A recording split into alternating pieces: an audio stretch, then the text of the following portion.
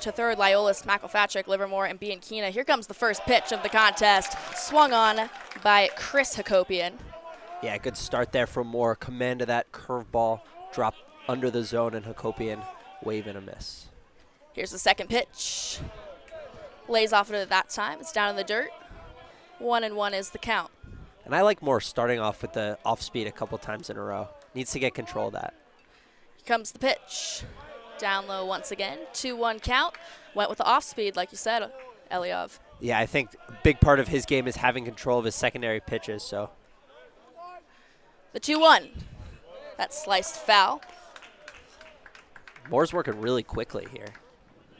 He's kind of not giving Hakopian any time to get set and get comfortable in that box. Chris Hakopian, the younger of the two brothers, was 0 for 4 yesterday, 1 for 6 on Friday. The first year was originally committed to Wake Forest, but then switched his commitment in the summer to play with his brother. The 2-2. Downstairs, 3-2. That's pretty admirable. Pretty to decommit from what was the best team in the country last season to play with your brother. That's a strong connection. The payoff is out of the zone, and Chris Hakopian works a walk to start the first at-bat of the game, and he welcomes his brother to the plate. Yeah, Eddie Hakopian, 4th in the Big Ten in on-base percentage, 5th in batting average.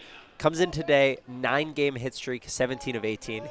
He's really going to be the X factor for them. He faces Nolan Moore, you see there. His last appearance was just on Friday, but it was very short. Just went an inning and a third.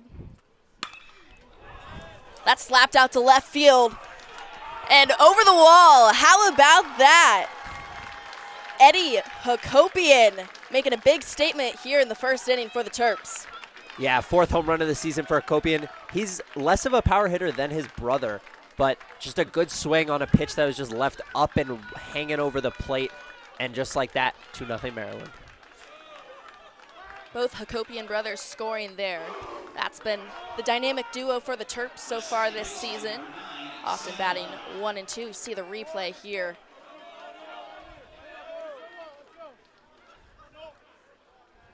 First pitch comes into Sam Hojnar. He fouls it back. We've talked about how Moore had such a short start on Friday. He pitched in the midweek against UIC.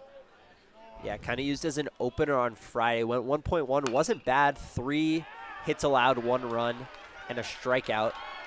And he started off this game allowing the first 3 guys to reach after that infield single by Hojnar.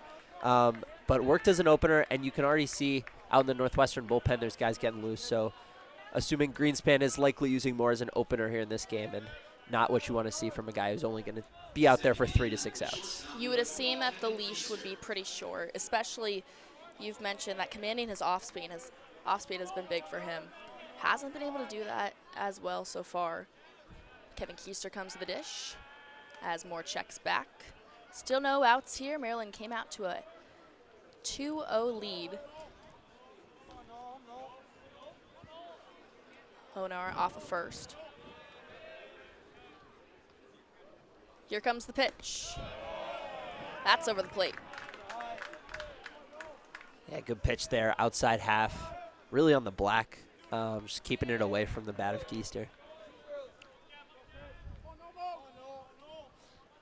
Moore looks over and fires.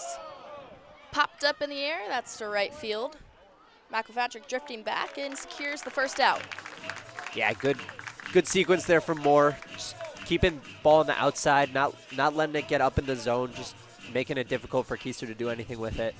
Got a lazy pop-up. He faces Braden Martin now, another freshman in this lineup. There's usually 3 that are in the lineup for Maryland, a team that lost a big load of their production from last season, 7 draft picks. It's Moore checks back, still worrying about Hojnar on first. Yeah, Braden Martin, a DC product like myself, played at St. John's College High School, which is one of the premier baseball powerhouses in the country. He's been strong this season, but coming into today, 1 for 10 on the series. He watches that go by for a strike. 0-1 count. First pitch strike there with the off speed. See Braden Martin's stats right there. 706 OPS for the freshman, 17 RBI. Swings on that one, popped foul. Down the third base side. Bianchina was drifting toward there, but it went over the netting. Yeah, and most importantly for Martin, who's been leading off in most of their games, got moved down the lineup today after kind of a cold first 2 games, but has a .414 on base percentage, which really makes him a good table setter, usually hitting right in front of the 2 Hakopian brothers, who are 2 of the better hitters in the conference. Chris Hakopian sliding back into that leadoff spot. Like you said, Martin led off the Friday and Saturday contest. Went 0 for 4 yesterday and 1 for 6 on Friday. And Moore's really worried about Keister over there, who only has 1 stolen base on the season, but Moore's picked over there twice now. He's ahead on Martin. The 0-2. Try to get him to chase. Doesn't bite. Yeah, I don't mind that pitch. It's good off speed. Dropped out of the zone, bottom out, but it had late break, so not a bad pitch at all. Moore gets set. Taking his time, staring back over at first. That's Hojnar. And delivers. Down low and inside. Evens the count at 2-2. Yeah, on the other hand, that one was a little less competitive. Kind of started way too far in and never really had a chance to get back over the plate. And just like that, Moore's got a battle now. Here comes the pitch. Check swing, did not go around. So Martin has battled back after being down 0-2, now runs the count full. He does have 20 walks on this season. You mentioned that OBP at .414.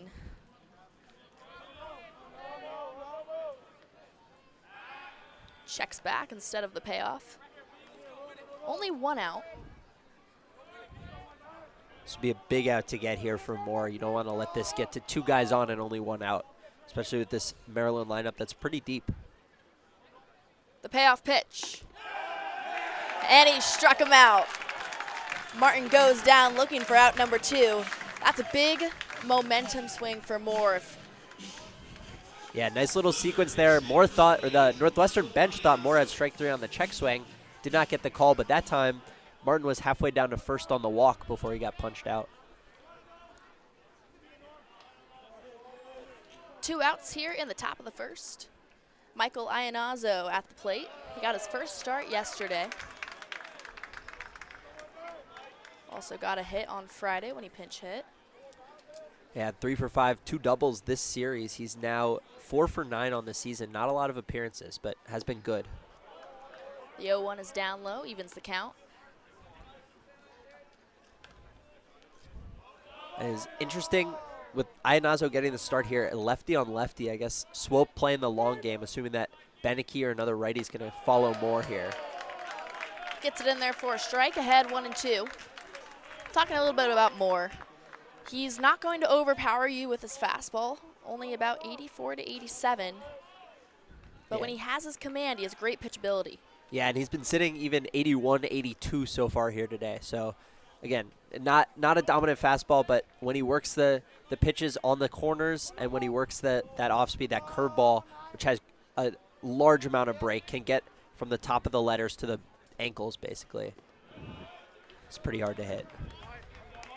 That's down low, 2-2. All 2s. 2 balls, 2 strikes, 2 outs, 1 on. 2 runs in. 2 runs in, there you go.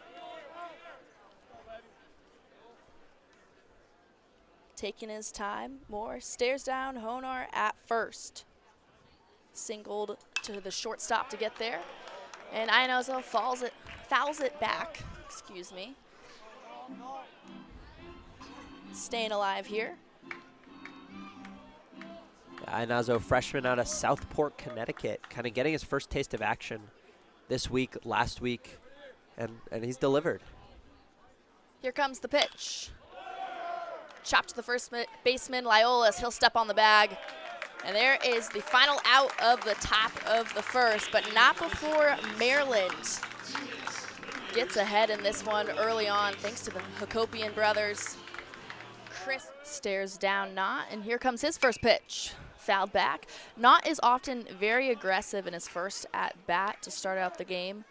He had a home run in the bottom of the first yesterday. Yeah, he's been really great in the leadoff spot since he got moved up there a couple weeks ago. Just kind of setting the table for that 2, 3, 4 bats who have been so good. Yo, 1. Out to left field. That's over the head of the outfielder, and a stand-up double. That one bounced over the fence, ground rule double. Good job by not taking that one the other way. Again, setting the table. That one looked, Eddie Hakopian looked like he had a beat on it, and then it kind of tailed away from him, landed almost near the warning track and bounced over the fence.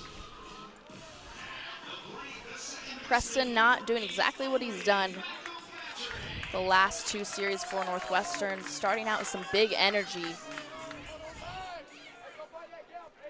And that sets the table for Owen McElpatrick, batting .310 on the season. Has struggled as of late, but got a hit yesterday. As McManus pitches. Yeah, that hit yesterday broke 12 straight at-bats without a hit, and he's 1 for his last 16 over the last 4 games. The pitch swung on, evens count at 1-1. That heater coming in at 92 for McManus. Yeah, he and Nolan Moore could not be more different on the bump. McManus going to overpower you with that fastball. Moore going to try to work the edges and throw that off speed. The 1-1. That slice to the first baseman. And a little bit of unlucky contact there for McElpatrick. That holds not at second. But the first out is recorded here in the bottom of the first. Yeah, nice play by Alex Calarco. McElpatrick kind of hit that one off the end. It looked like he was out in front and just kind of cue-balled it almost. But still not an easy play for Calarco over at first. Good job to get low, slide into that one. The former Wildcat playing at first. Jackson Freeman, the first-year phenom, as they call him. He's been extremely successful to start off his Northwestern career. This pitch comes in, off the plate. Yeah, leads the team in home runs, runs scored, RBIs, slugging percentage, OPS, walks, and hit by pitch. So just dominant offensive threat in that 3-hole, even as a freshman. Had an uncharacteristic day yesterday, 0 for 4. Did reach with a walk, though. It was 2 for 4 on Friday and had a solo blast. Yeah, he's been good. He's sitting over 1,000 on that OPS for the season at 1,001 right now. So got to stay hot here to keep that number in the 4 digits, but see if he can get going here again after a cold day yesterday. McManus worried about not on second. He pitches home. That's upstairs. 2-0 count on Jackson Freeman. Yeah, Freeman's drawn 21 walks this year, leads the team as I just mentioned. So despite how potent that bat is, how much power he packs, will take his walks when he needs to. Not off a second after his leadoff ground rule double. That's fouled off. 93 that time. Yeah, McManus kind of living 92, 93 so far. Just a lot of fastballs early. Trying to get ahead of hitters, although he fell behind Freeman here. He's really only a 2-pitch guy.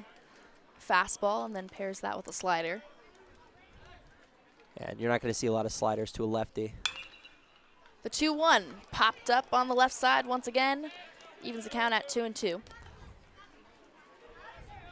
Yeah, next stage in McManus' development, only a freshman on the bump, is developing a changeup, something you could throw to the lefties, because right now you can hit him with the occasional back foot slider, but for the most part, it's kind of one pitch against the lefties. Just got to beat him with the fastball.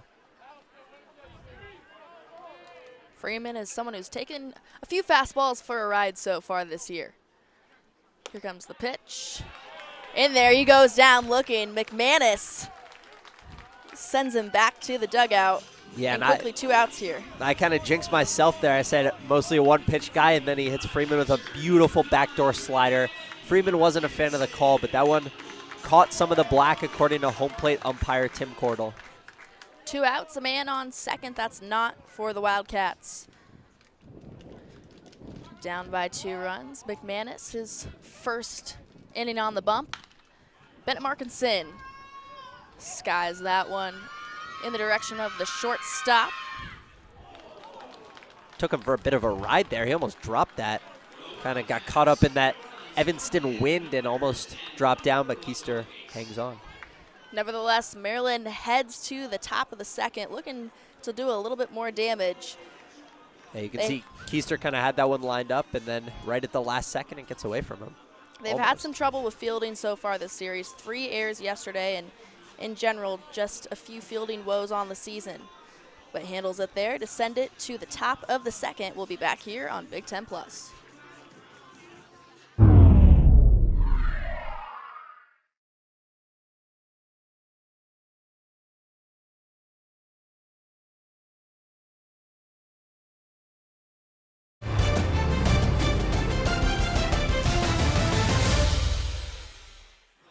Nolan Moore returns to the bump for Northwestern in the top of the second, and he faces his former teammate, Alex Kolarko, back here at Rocky and Bernice Miller Park. Not only going against his former team, but also a little bit of a homecoming as well. He's from Wilmette, just down the road.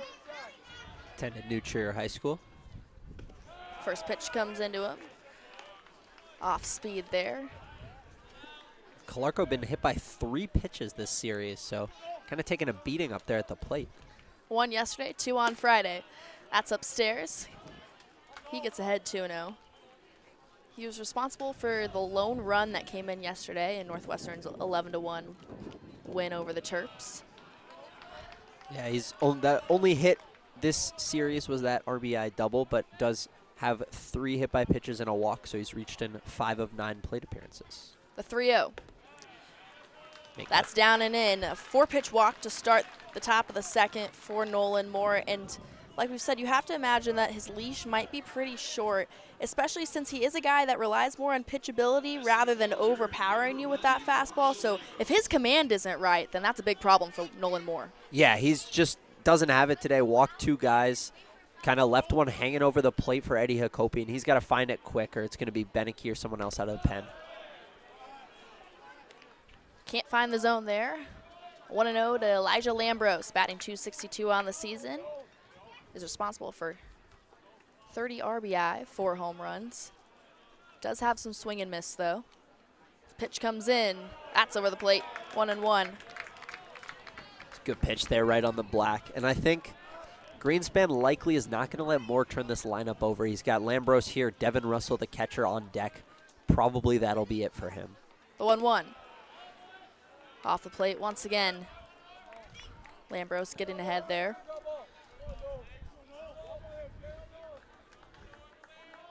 Kolarko off of first. No outs here in the top of the second. Moore staring down home plate and delivers. Sliced out to left field. Preston Knott has it. He throws it in. Kolarko digging to third. The tag. In time. Alex Kolarko out at third. Lambros goes to second. Yeah, great play over there by Preston Knott. Really got a jump on that ball. Never had a chance to catch it, but a good job running it down and then putting the ball on the money. A little off into foul territory, but with plenty of time to get Kolarko. Preston Knott coming into the lineup after Tyler Gannis' injury, and he's someone that head coach Ben Greenspan was really excited about, but the question mark was his fielding, his defensive abilities back in the fall and winter. That's why he might not have necessarily been in the lineup to begin with. See that throw there. I mean, he's making a case that his defensive abilities have gotten better. Yeah, he's been much improved the last couple of weeks. That's going to be it for Moore. First pitch comes in. That's off the mark.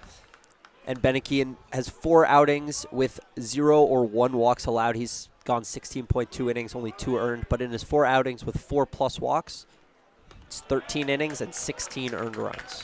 His first strike of the day. 1-1 count, 1 out. Lambros off a second. Kolarko was just thrown out at third. Maryland still with the 2-0 lead. Here comes the pitch. Slapped out to left field down the line. Lambros coming around. Another run scored for the Turps. An RBI double for Devin Russell in the 9th spot. Yeah, good piece of hitting by Russell, just keeping the hands in tight, taking that one down the left field line. Great piece of hitting there. That run is credited to Nolan Moore, but not a great start for Luke Beneke. Yeah, that'll close the book on Moore. 1.1 innings, 3 earned runs, walked 2 guys, allowed a home run. But Beneke's got to find it quick or this could be a danger spot. Chris Hakopian Hits it over to Bianchina, throws across in time, out number 2, and holds the runner at second as well. Yeah, good work by Bianchina holding the runner at second and making that play look easy. Good job by Beneke to get a quick out here, and now just got to retire one more, get back to the dugout.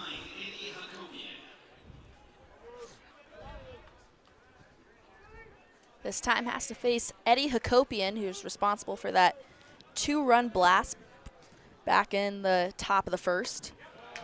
First pitch into him was a strike. And that home run extended his hit streak to 10 straight games and hits in now 18 of 19. See the OPS there, over 1,000. That average nearing 400 as well. He fouls that one off into the Northwestern dugout. A couple people have to duck out of the way, but it's 0-2 on him.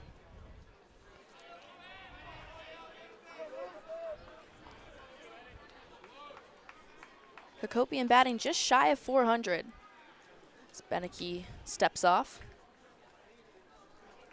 And Hakopian, Coach Swope talking about Hakopian and his brother Chris, how they're completely different baseball players and personality-wise, but they still get along very well, root for each other as much as any brothers do, and obviously hit right next to each other in the lineup. Exactly. Eddie, more of the power guy. We saw it there with that home run. Chris, your typical leadoff, as Hakopian swings and misses. But fouled that one back, excuse me.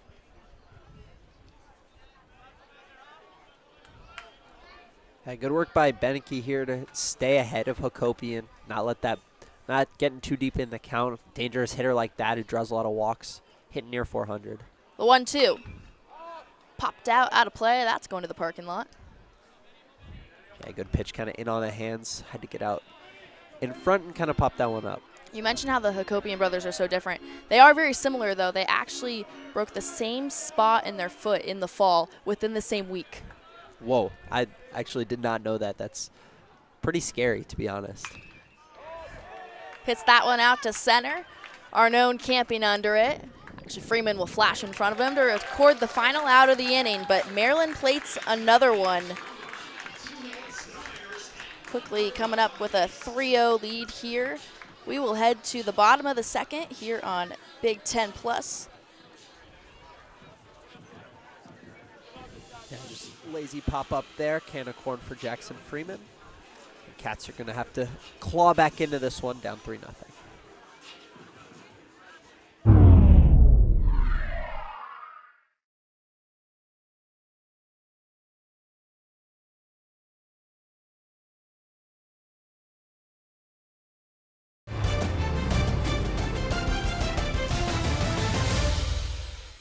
Due to time constraints, we now move ahead in the action. The pitch to him, up and away. He was 0 for 4 yesterday, 0 for 3 on Friday with a walk. Yeah, comes in pretty cold, but did steal a base yesterday, which was his first since he had 4 in the first 8 games and then did not attempt one until yesterday. 209 average on the season. The pitch. Away once again, works the count to 2-0. That pitch coming in at 93. So I think we've seen McManus about 92 to 94 today. Yeah, he's been good. He's losing a little control here. He's falling behind some guys, but he's working with a velo that's a lot higher than we saw from Nolan Moore at least, and kind of sitting in that strike zone. The pitch, that time over the plate. Goes with the off speed there at almost 80 miles per hour. Yeah, a little slower than a couple of his other off speeds. Has been 82, 83. I threw one at 86 earlier this inning, so that one took a little off it. May have fooled Arnone. Livermore after the RBI single off of first. Pitch comes into Arnone off the plate, 3-1 count. Yeah, Arnone, a guy who's got 19 walks, works a lot of walks, has some swing and miss in his game, 29 strikeouts, but walk here to turn the lineup over to the red-hot Preston Knott would be big for him. This would be a big out for McManus to get out of the second inning.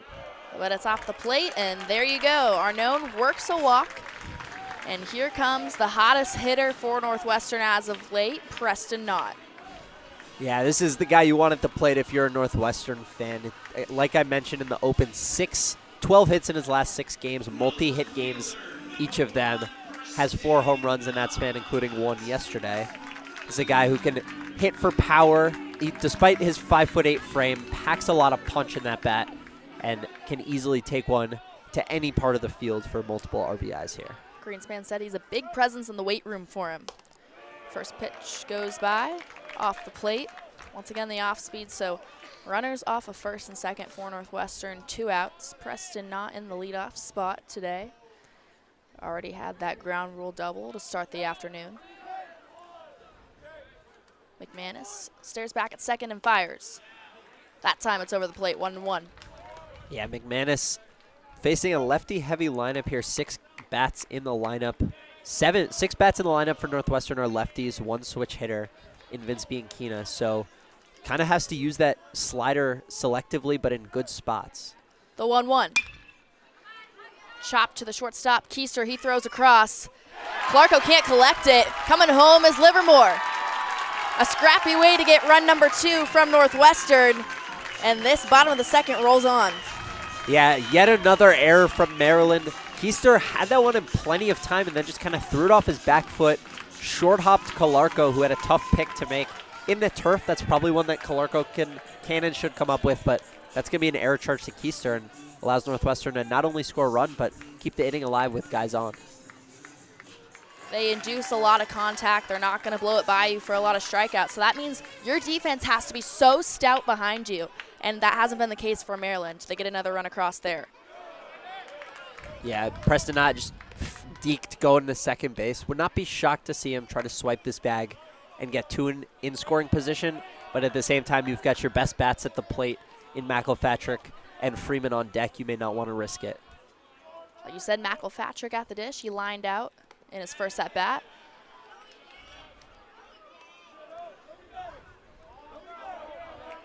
Home plate Tim Cordell decided that McElpatrick swung on that one. Check swing.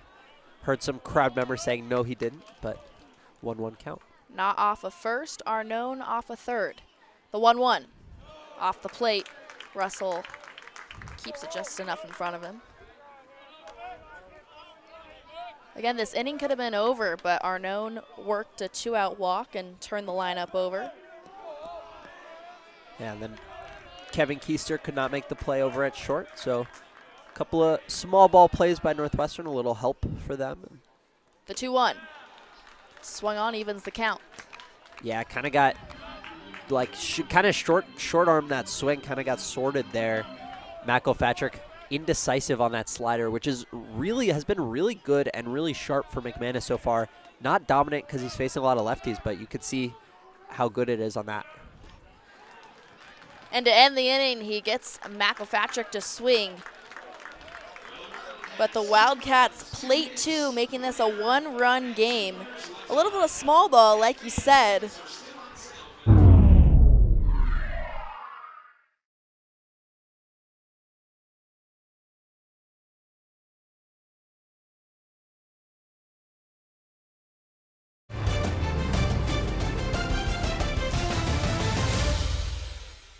There are fans there, some members of the #1 ranked lacrosse team. The first pitch comes in to Hojnar from Luke Beneke. Hojnar, a Naperville native, so a little bit of a homecoming for him. Also at his 4th school in 5 seasons with a redshirt season mixed in. Got a single back in the first. Watches that one go by for a ball. Count at 1-1. Yeah, but had his best game of the season earlier this week, went 3 for 3, 2 home runs, and had 6 RBIs in that one. That one coming against Georgetown. He swings on this one. Drifts out to left center, but handled by Knott. Yeah, that one kind of hung up there. I thought initially off the bat that was going to drop in for a bloop hit, but Preston Knott kind of chopping his feet out there and just carried right to him. Quick first out for Luke Beneke. Talking a little bit more about him. He's another guy that's not going to blow anything past you.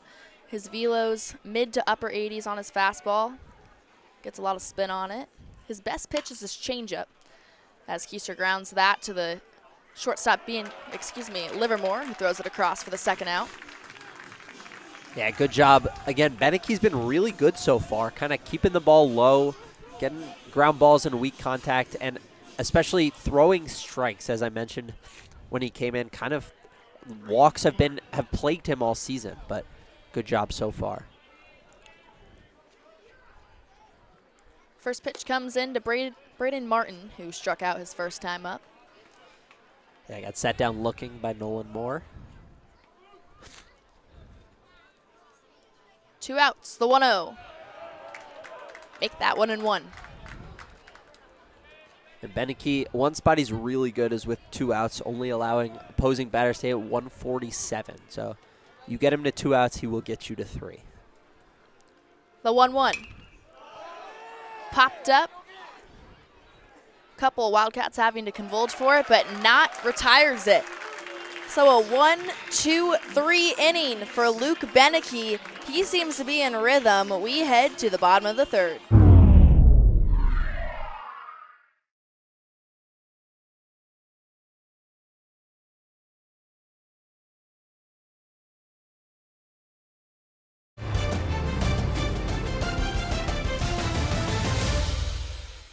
Fellow first-year Joey McManus returns to the bump for his 3rd inning of work. First pitch comes in for a strike. Yeah, Bray, I've been really impressed with Joey McManus so far. Has not allowed more than 3 runs in any game this season, and he's really working that backdoor slider very effectively considering the lefty-heavy lineup he's been facing. The 0-1. Down the line, that's fair.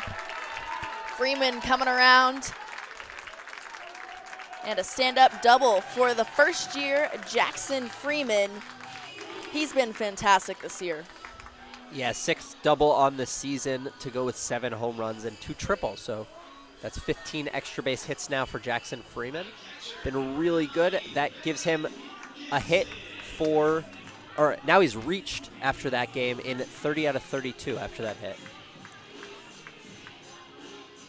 Coming into that at bat, he was hitting 600 in the leadoff spot. Gives way for Bennett Markinson. Swings on the first pitch over the first baseman, Calarco. Freeman coming around to score. Markinson digging for 2. An RBI double for Bennett Markinson, and he ties it up here on Sunday. Yeah, great piece hitting by Markinson. Going the other way, just squeaked that one over the glove of the very tall Alex Calarco. And that one just kind of tucked into the corner.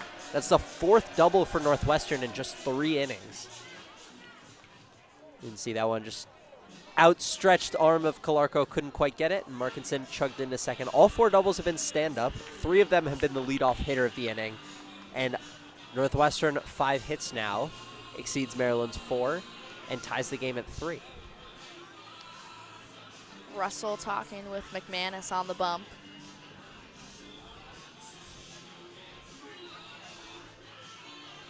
We talked for a second. Bennett Markinson, guys call him Bark, and today is Bark at the Park here at Rocky and Bernice Miller Park. So coming through for all the dogs in the crowd, although I don't see any currently. I saw one. Okay. But Not we know sure. there's one on second for sure. Yeah.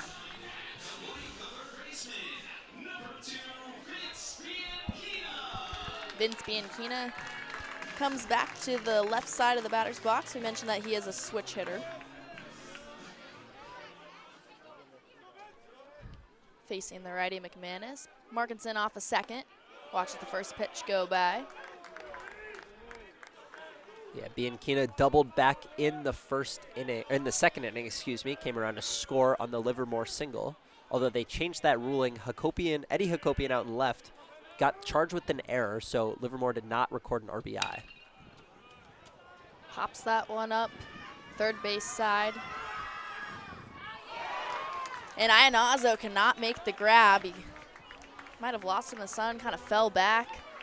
That's one he wants back. Yeah, that I think probably more attributed to the wind that is up in that sky for over Northwestern, that lakefront breeze that kind of has caught Maryland infielders by surprise a couple times. We saw Keister had trouble, barely held on to one for the 3rd out of the 1st inning, almost dropped one on the 3rd base line, and now Ianazo can't handle it. That pitch is over the plate, 1-2. Still no outs here in the bottom of the 3rd. See if Vince Bianchina can do something with his new life. Northwestern looking to take their first lead of the afternoon. Here comes the pitch. That's off the plate. Count at 2-2. Went with the off speed there at 79. McManus up to 42 pitches on the afternoon. Yeah, not the most efficient day for him. Kind of getting hit here a little bit, giving up 5 hits, but. The 2-2. Out to the second baseman, Hojnar. He throws it to first. So the first out of the inning is retired, but Markinson goes to third. Yeah, that's what I was talking about earlier. Northwestern hadn't been having productive outs before that one. Vince Bianchina doing a good job moving the guy over, setting up Trent Liolis with a put a ball in play, put a ball in the outfield on the fly or on the ground up the middle, and that should score another run. Trent Liolis up to the dish. Flew out his first time up. The sophomore from Newport Beach, California. First pitch to him is upstairs. Yeah, Liolis kind of just can't try to do too much with this at bat. Needs to put a ball in play here.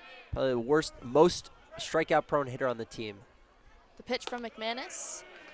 Upstairs once again, make that 2-0. Yeah, good job by Liolis laying off those 2 pitches. Liable to pop a pitch up in the zone like that, you're liable to pop it straight up on the infield. See Markinson there on third as Liolis fouls that one back. Good pitch in on the hands of Liolis, although he was right on it and almost turned that one back around where it came from. Just missed it by a smidge.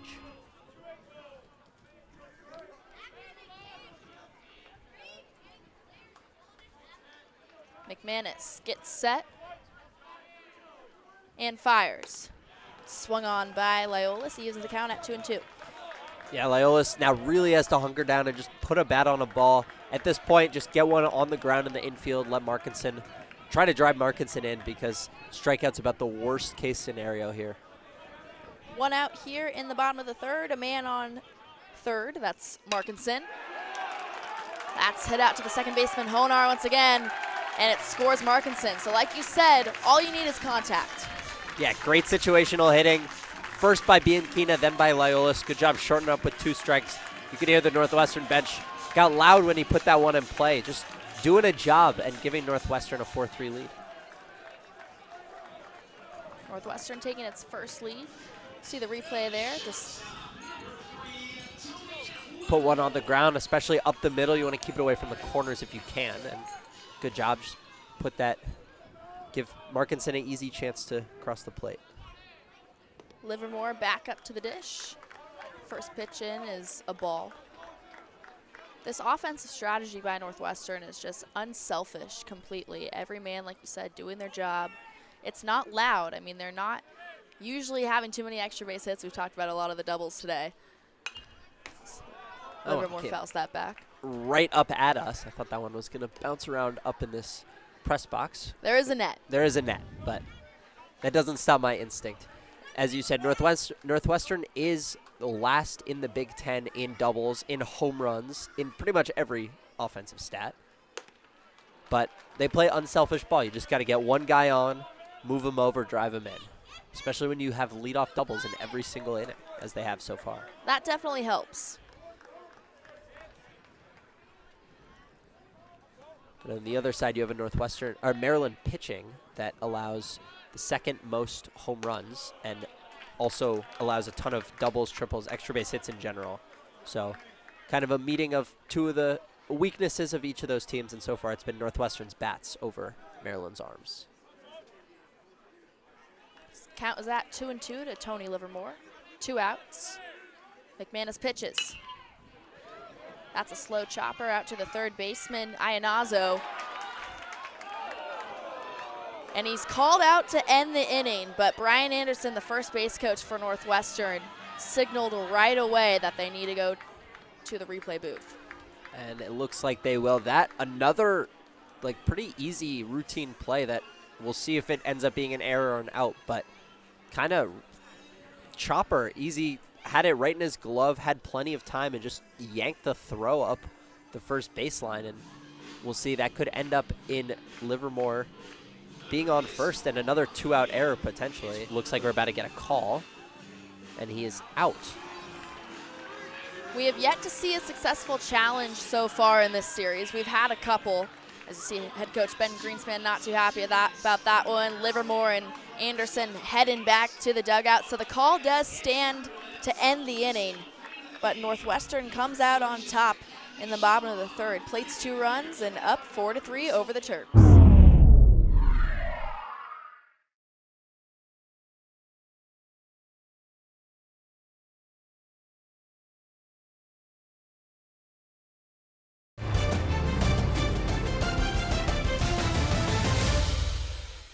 Born 2 minutes from the University of Maryland. Both of his parents went there. He obviously went there as well, so kind of his dream job.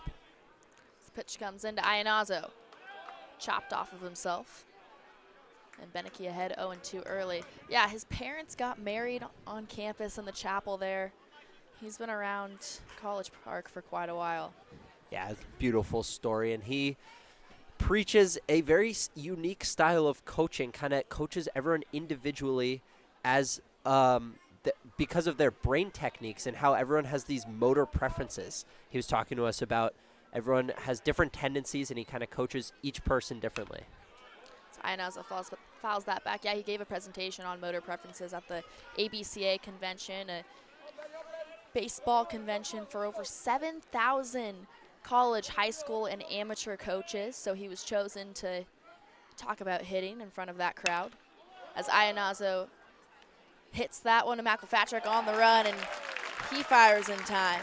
First out recorded. Yeah, nice play by McElpatrick there, kind of moving to his left. Had to go to the back, moving to his right. Had to go to the backhand and throw on the run with a little bit of speed from Iannazo there, but a nice play by McElpatrick. Alex Calarco coming up to bat now in the left side of the batter's box. Walked his first time up. Counts 1-0 on him. Yeah, faced Nolan Moore. Moore was not particularly competitive in that at bat. You see Luke Beneke has thrown 17 out of 22 pitches for strikes so far. Make that 18 out of 23.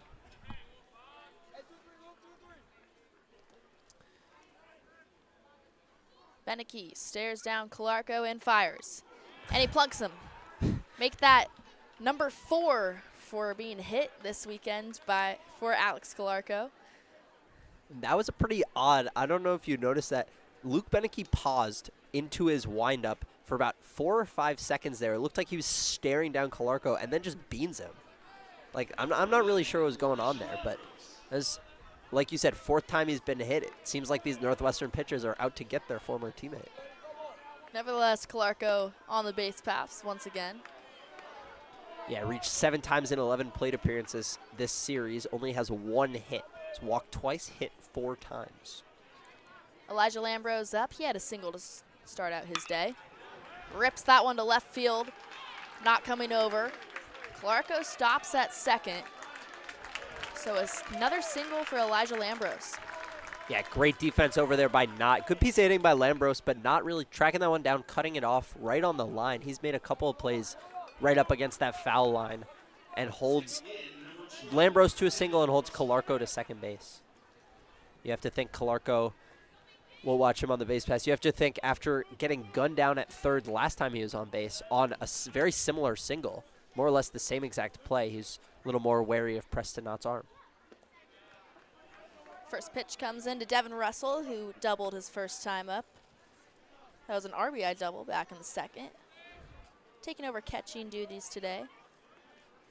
This pitch comes in, and that hits him. So that loads the bases. A tough situation here for Beneke. The most trouble that he's faced all day, only working with a 1-run lead. And now it's back to the top of the order. Yeah, it's something that's plagued Beneke. I mentioned his walks, but he's also hit 10 guys coming into today. Now hit 12 guys in a mere 9 appearances. The freshman Hakopian brother has bases loaded. Rips that one foul. Beneke's very happy he didn't straighten that one out. Yeah, the freshman 7th in the Big Ten in home runs, has multiple hits in 15 out of 35 games.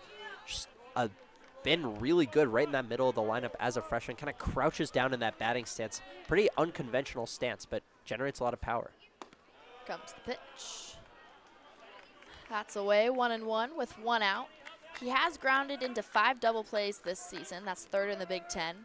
And that would get Beneke out of the inning. Yeah, nice little double play ball here would be huge for Beneke. Here comes the pitch once again in the dirt.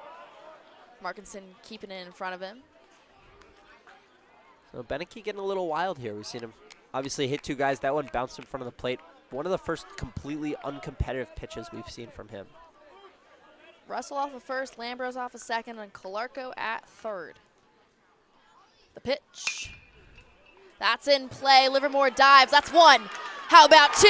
Big double play to end the inning, and Northwestern keeps the lead 4-3. What a play by Tony Livermore. Going full layout to his left, grabs the ball, and a little underhand, backhand flip, and a great turn by McElpatrick to get Hakopian at first.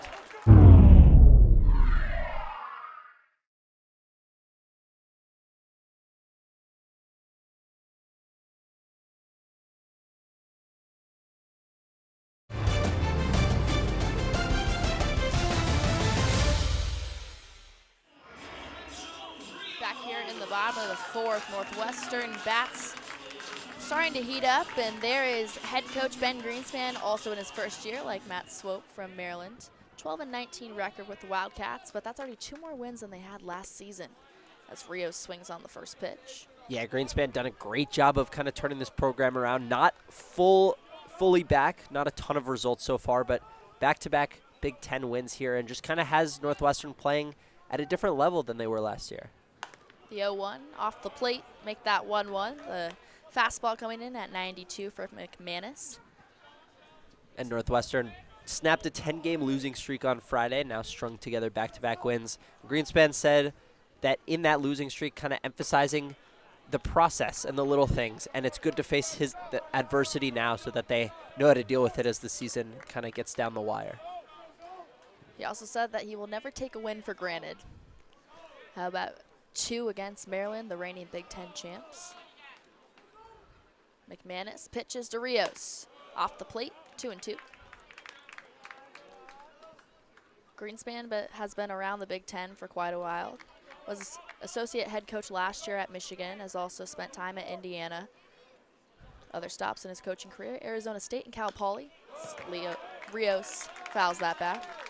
Yeah, hot commodity in the coaching world coming in this year. A great land for Northwestern, and he's really shown what he's about. A great dude, and guys love playing for him, and he's gotten them to 12 wins, which is more than they had all of last season.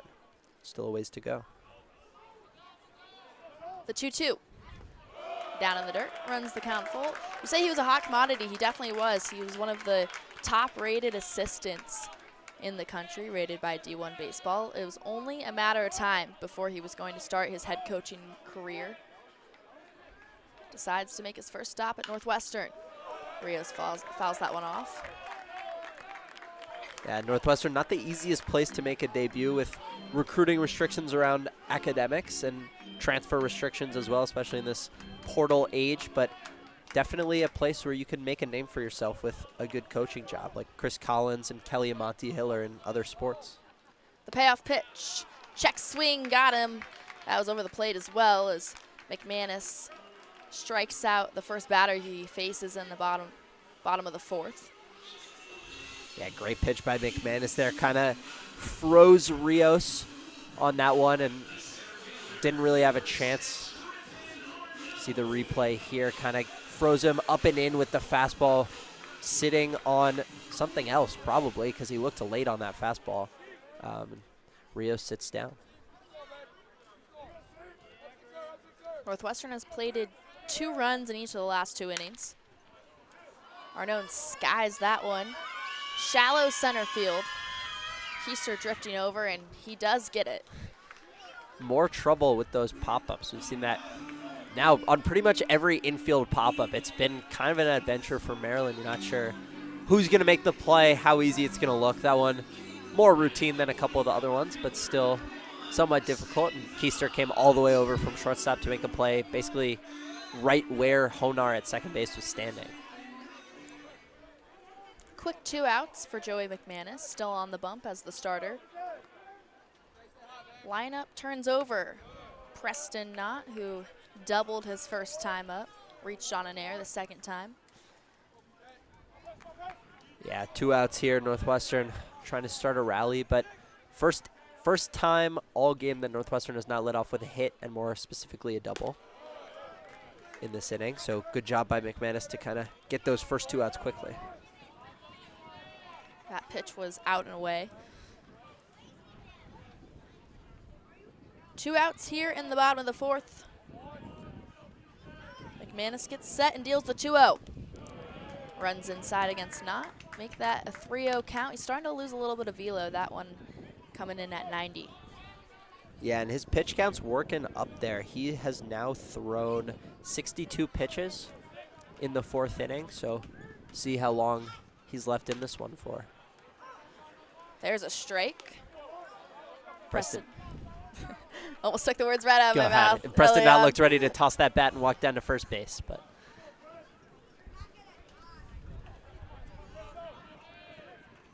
The 3-1. Down in the dirt. There he goes. that time does get to toss the bat and walk down to first base. Preston Knott reaches for the second time, or reached in all 3 at bats, one of them on an error, or plate appearances, excuse me. See everyone on their feet in the Northwestern dugout. A big change this year that Greenspan has inspired is just that culture change. I mean, there's been a new energy in that dugout for Northwestern. Yeah, you've seen every pitch, every good take by a hitter, every good strike thrown by a pitcher.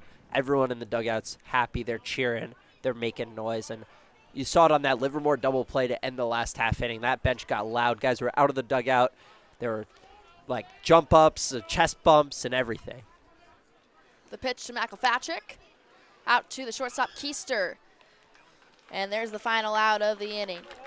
Northwestern does get one on with 2 outs, but McManus gets out of the 4th. That's 4 full for him. We head to the top of the 5th here in Evanston. Still a beautiful day. Northwestern up 4-3 here on Big Ten Plus.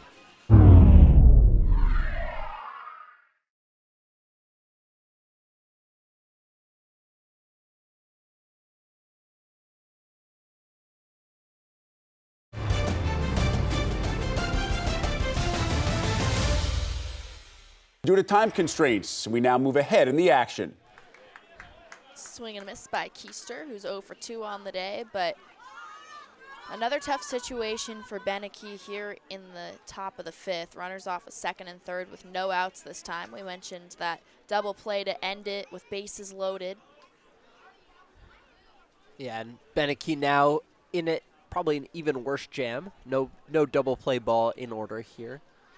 Not be shocked if he could get a strikeout here, or maybe a little pop-up if he walks the next guy. If Greenspan decides to walk the next guy, Braden Martin, and turn it over to the freshman, Ionazo, who would be in a pressure spot with bases loaded and 1 out, but that's a ways down the line. First, got to start with getting Keister strike out, or with a non-harmful out. The bullpen is empty for Northwestern. Here comes the pitch from Beneke. Over the plate. Great pitch on the black. I mean, he's getting ahead of Keister here. Last inning's problems was a lack of command. This time he's just getting hit. So that's fouled off. Good job by Keister playing spoiler there. Basically the same pitch. Great fastball on the black, and just kind of stuck his bat out, poked it the other way, gets another pitch. Beneke took over for Nolan Moore in the top of the 2nd. Moore only went an inning and a 3rd. The pitch is off the plate to Keister. 1-2.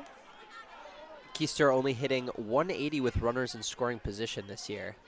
So not the best with RBI chances, but needs to come through for Maryland here. And he does, right down the middle.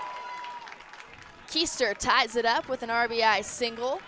And we've got a whole new ball game here in Evanston. Yeah, good piece of hitting by Keister, just kind of keeping the hands in, turning that ball back where it came from. It's a couple of lasers that Beneke has given up.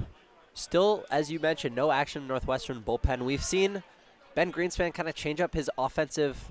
Here's a replay of that line drive, just kind of put it right over the middle, right over Beneke's head. We've seen Greenspan change up his pitching philosophy here. This weekend has gone with an opener in all 3 games. Nolan Moore has opened 2 of them, and we saw Jack Dyke open yesterday. And then going to the long guys, the innings eaters, we had Matt McClure throw 7 ridiculously good innings back on Friday, and Kyle Potoff with 6 innings and only 1 run allowed yesterday for at least probably the next couple batters before he even thinks about getting someone warmed up. Drew Dixon hasn't pitched this weekend. Garrett Shear pitched on Friday, and as bunt shown, he goes home. Runner's safe. Maryland takes the lead. As now runners on the corners for the Turps. Yeah. No outs still here in the top of the 5th. Questionable decision by Beneke to go to the glove flip there. Felt like he had time to grab it and flip it. Would have had a little more velocity on it. Great base running over now on third base by Sam Hojnar, or excuse me, Kevin Keister, to make it all the way to third on that bunt. Nobody was covering. Caught Northwestern off guard as Maryland now takes the lead. Runners on the corners, no outs. Iannazo at the plate, pulls back from the bunt. We've talked about how good Northwestern's defense has been, but that's a play you'd like to have back if you're Beneke. Either grab it and throw it with some velocity or turn and just get 1 out over at first base. Like you said, still looking for the first out of the inning. That runs inside against Iannazo, the first year. Has grounded out both times he's come up to the plate. See Keister there on third. Martin off of first. Iannazo cooling off a little bit after his 2-double game yesterday. The 2-0 right up the middle. Livermore steps on the bag, fires across. And another stellar double play from the senior shortstop. Yeah, great play by Livermore. Run does cross the plate, but best case scenario there for Beneke. Livermore, great job ranging. Looked like that ball might hit the bag for a second, but he makes the play, kind of gets his momentum under control, steps on the bag, and throws a rifle over to Liolis. Now Alex Kolarko up. He's reached both times, has walked and been hit by a pitch, his 4th of the weekend. 2 outs though, and bases clear. Has to be a little bit of a sigh of relief for Beneke, but has allowed 3 runs in the top of the 5th. The pitch swung on. Beautiful changeup there by Beneke. Got Kolarko swinging at the pitch before it even got near the plate. And we talked to Coach Swope a little bit about Alex Kolarko and his return to Northwestern. Swope was talking more about how Kolarko's not really focused on it. He's been struggling this year, not the numbers that he was hoping for, but recovering from injury, and there we go.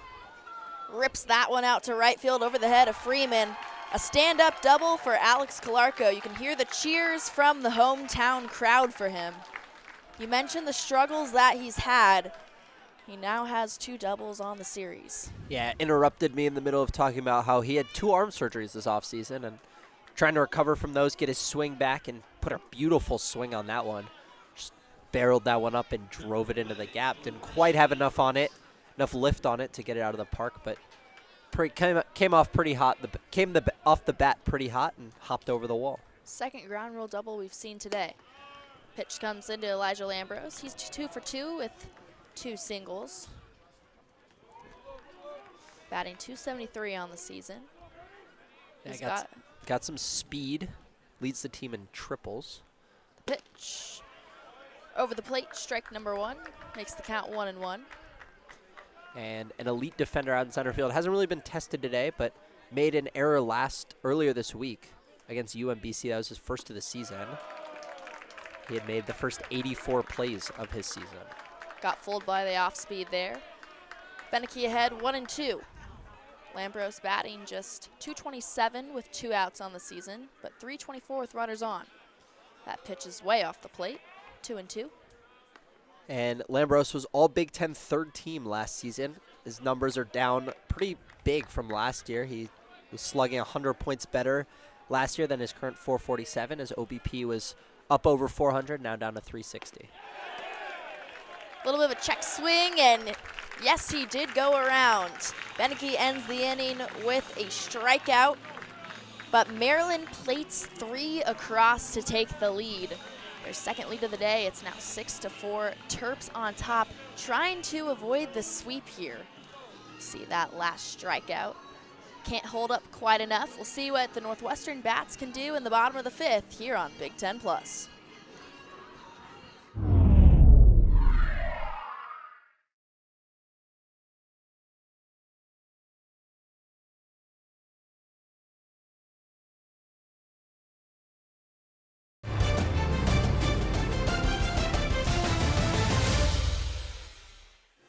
out hitting the Wildcats 10-5, but it's those 2 errors defensively that have really cost them. Yeah, not been great defensively. The first one cost Hakopian out and left a chance to gun down B1G. The second one, more costly, had the third out on the glove of Ionazo over at third. Actually, Keister at short and could not throw out Preston Knott or run across the plate. McManus coming out once again for his 5th inning of work. Facing a big part of the lineup in Jackson Freeman, Bennett Markinson, and Vince B1G. Freeman swings on that one. It's out to the first baseman, Clarko, steps on the bag and gets out number 1.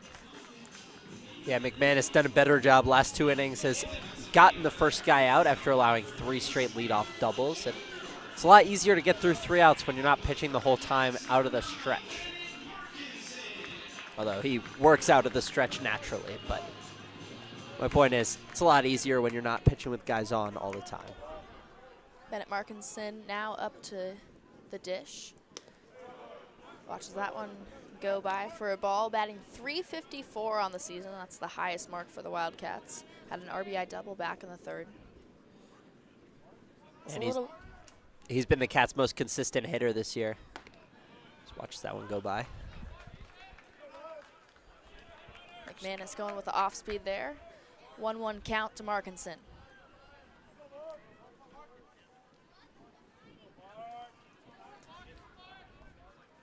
The 1-1. Down and away, 2-1. His RBI double back in the 3rd was his 28 games with hits out of 32 starts. And he has 3 separate 8-game hit streaks this season. He has great bat-to-ball skills, according to Ben Greenspan. A little bit of power. You see that one going out to center field. Lambros camps under it, though. And out number 2 in the bottom of the 5th. Yeah, hit that one to the deepest part of the ballpark. Kind of got a decent bat on it. Didn't get all of it, but hit it pretty far. Just hit it right at Lambros and in the deepest part of the park. Now the senior, Vince B1G, coming up to bat for Northwestern. A couple of productive at-bats, a double and a run, and then a ground out to move over. Swings on the off speed there. To move over Markinson back in the 3rd, and Markinson would eventually come around to score on Loyola's RBI ground out. B1G batting .250 on the season, you saw there. Pitch comes in, off the plate. McManus going back to the off speed on that one, just could not quite find the plate. He's been good, as I mentioned, with the off speed, although he's been missing more of it as we get into these later innings.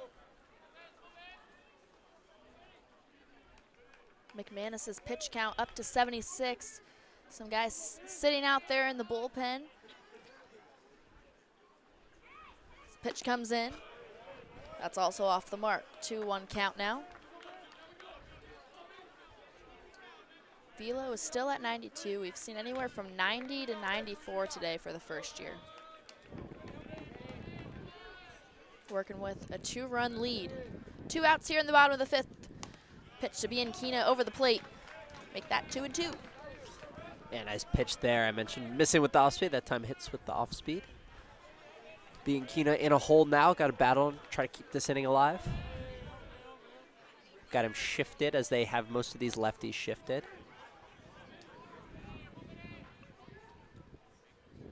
The pitch. Swung on, and B1G goes down with the strikeout. McManus with another solid inning goes 1-2-3 against the Wildcats. He's helping his team out to hopefully capture their first win against the Wildcats this series. See that last strikeout here. B1G definitely went around, and McManus records his 4th strikeout of the game. We'll head to break here on Big Ten Plus. Maryland still leads 6-4.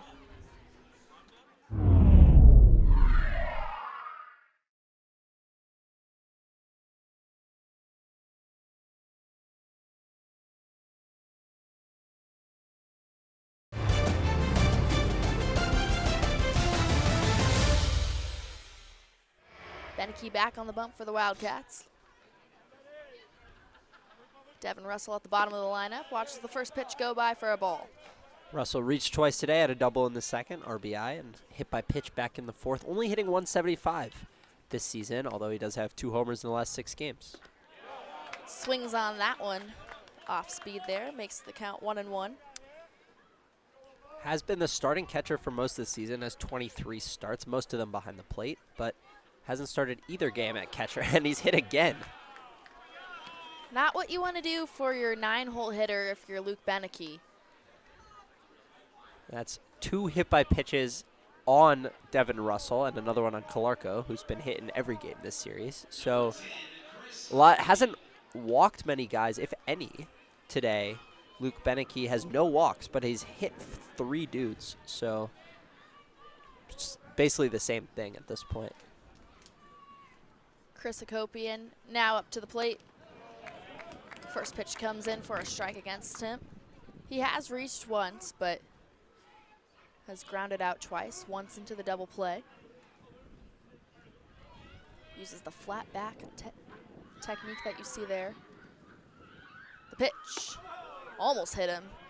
Markinson had to slide way off the bag to get that one. Yeah, that one went behind him. Beneke's really kind of been losing it in the last couple innings. Didn't have control in the fourth, kind of left a lot over the plate without losing control in the fifth, and now hit the first guy, threw one behind the second guy. He's got to settle down here. That one downstairs. Beneke 2-1 now.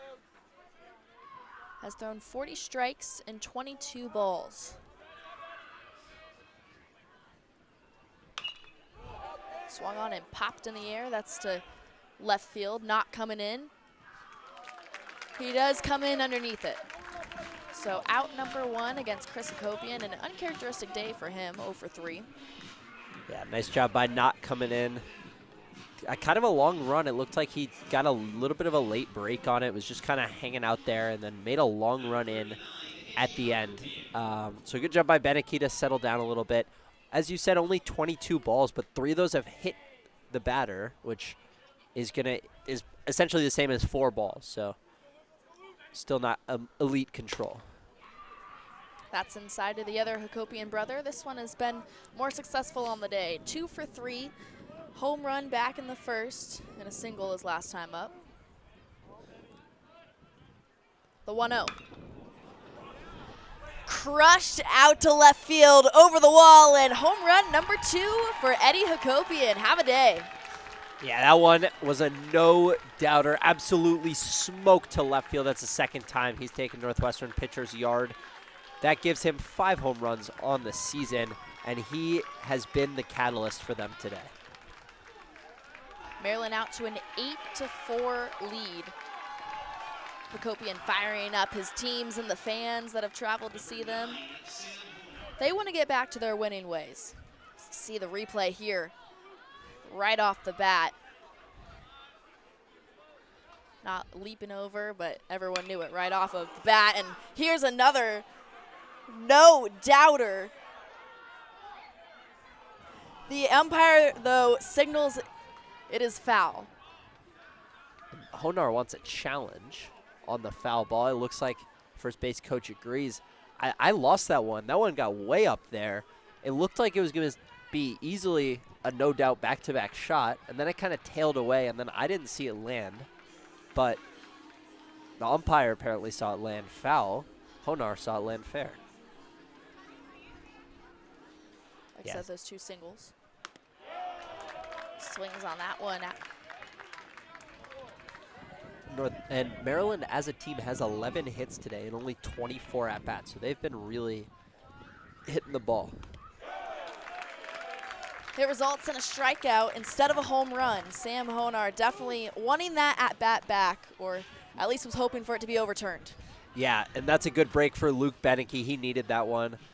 Could have been a home run, ends up with his second strikeout of the day, and now has 2 outs. That's the ultimate break. I don't know if I've ever seen that one. Yeah, you're not going to see that very often. Kevin Keister up to bat now. 2 outs. Swings on the first pitch. Popped up. Markinson looking for it in the sun. Beneke coming in to help. And it goes out of play, rolling up onto the net right in front of us. Yeah, Markinson tracking that all the way. Had the sunglasses on, staring right up into that sunny sky on this beautiful afternoon. Almost had a chance on that one, but just a little too far out of play.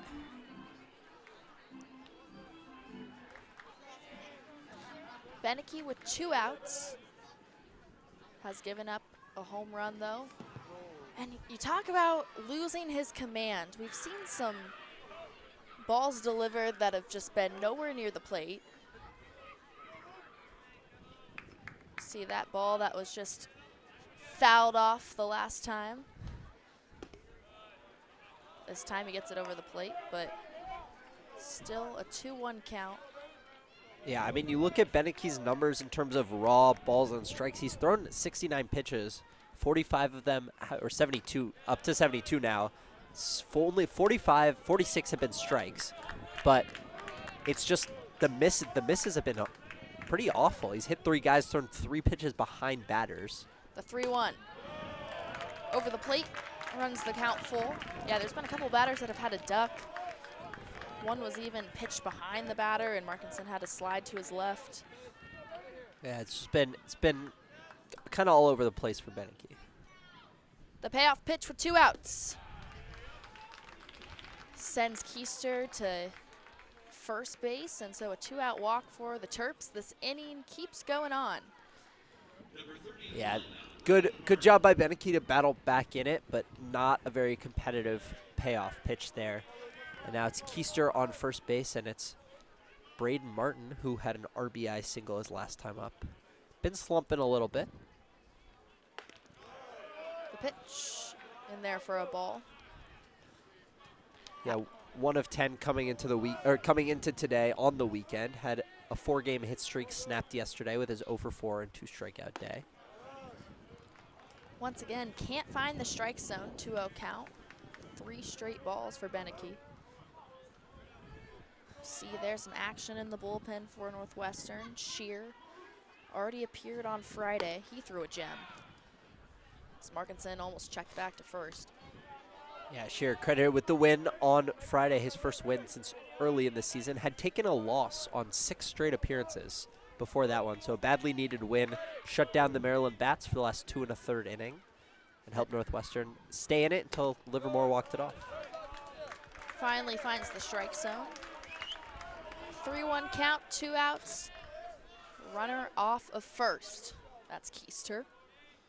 The pitch swung on, but fouled. Loyolas was about to take care of it. Runs the count full, though. You have to imagine that this is Beneke's last inning. We saw the action in the bullpen. Yeah, pitch count up over at 80 right now, excuse me. And so he's probably not much longer for this game. The payoff pitch just misses the strike zone. Back-to-back walks for Beneke.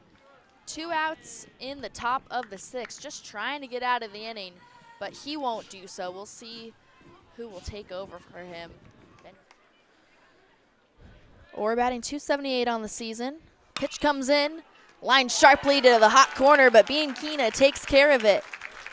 Shear only needed 1 out, and he got it.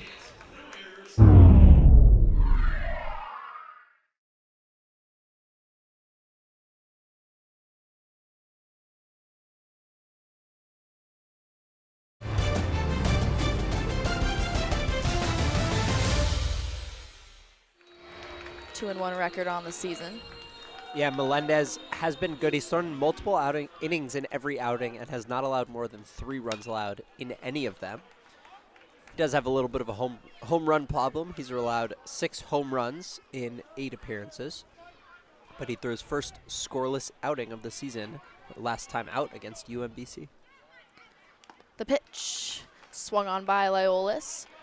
Melendez comes in to face 6, 7, and 8. That's Loyolas, Livermore, and Rios. Loyolas 0-for-2 on the day. Did do his job, got an RBI on the last ground out. 1-2 count to him. Melendez, big lefty out of Puerto Rico. And Alabama State, played there for 2 years last year, 2.52 ERA as a sophomore.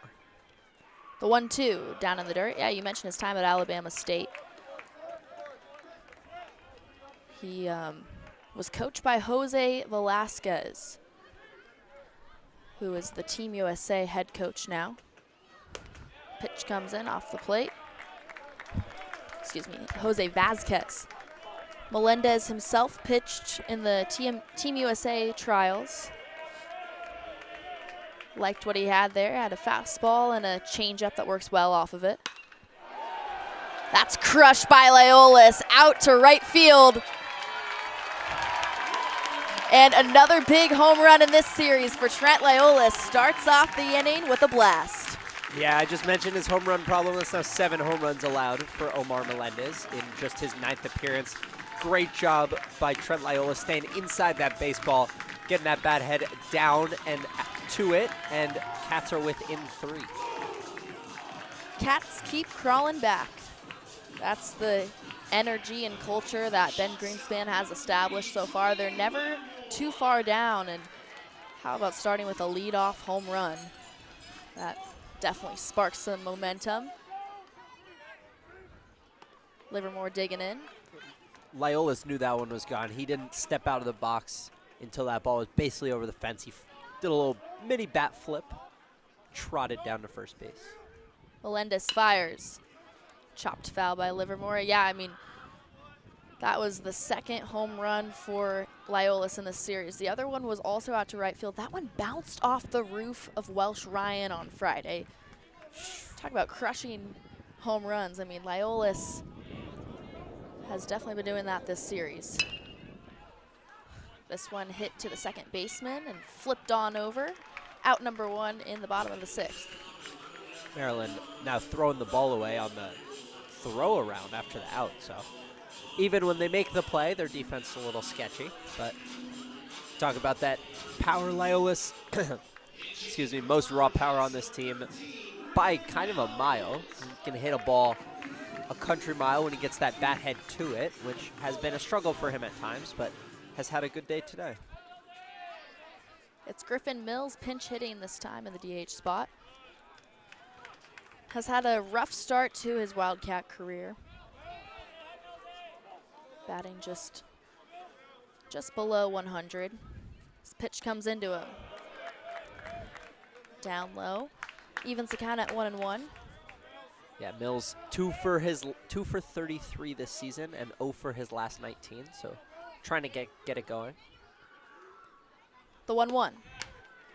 Over the plate, make that 1-2, and Griffin Mills was a first year that Ben Greenspan was really excited about coming into the preseason. Has given him a decent amount of opportunities, looking for him to turn it around, but he has confidence in him. Check swing there. He did not go around, according to the first base umpire.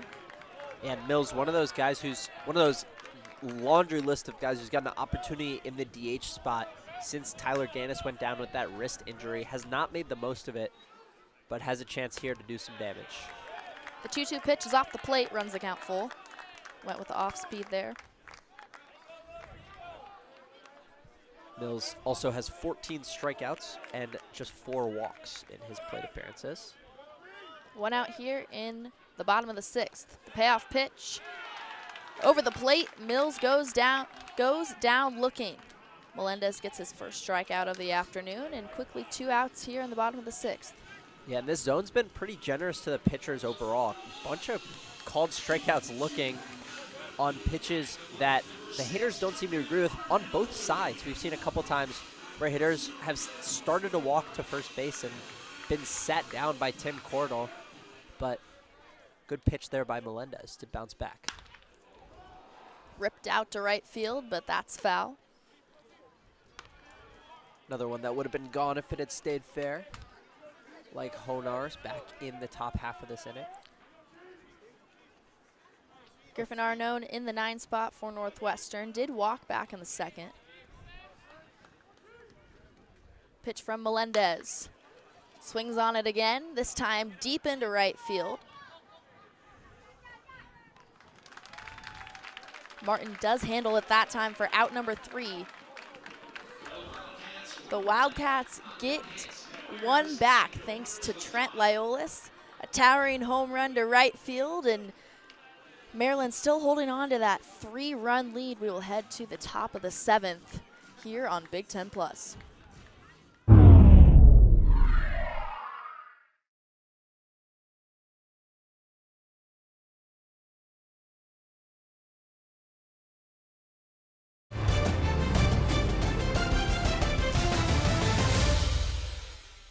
Furry friends as well bark at the park. First pitch by Garrett Shear into Alex Calarco. Calarco is 1 for 1 on the day with a double. Has also reached every other time, a walk and a hit by pitch. The 1-0. Flashed out to left field, foul though. Productive return for Calarco back in Evanston. He has reached base 3 times today, as you mentioned, had reached 5 of 9 coming in, so now has reached an 8 of 12 plate appearances. The 1-1. Out to B1G at second, or excuse me, McElpatrick. The throw is in time. Liolis did get his foot on the bag. Had a heavy shift on Calarco with the second baseman, McElpatrick, all the way in the outfield. Yeah, a little bit of a dangerous spot there. Because they were so close together, McElpatrick's so deep in the outfield, Liolis actually went for that one, went onto a knee to field that, didn't have a play, and had to retreat back to the bag quickly, but a good job by Liolis to get back. Lambros swings on the first pitch. That's out to left field. Not with it at the wall. Lambros going into 2. And that's where he'll stay. A double for Elijah Lambros. Have a day, 3 for 4 now. Yeah, Lambros has now roped 3 balls down that left field line. We saw him hit a single that resulted in Calarco being thrown out at third, and then a single in the same spot. That time, it eluded Preston Knott, got all the way to the wall, and he was able to chug into second for his first extra base hit of the day and his 8th double of the season. The catcher in the 9th spot now, Devin Russell, has reached base all 3 times as well with a double and being hit twice. That's way off the plate.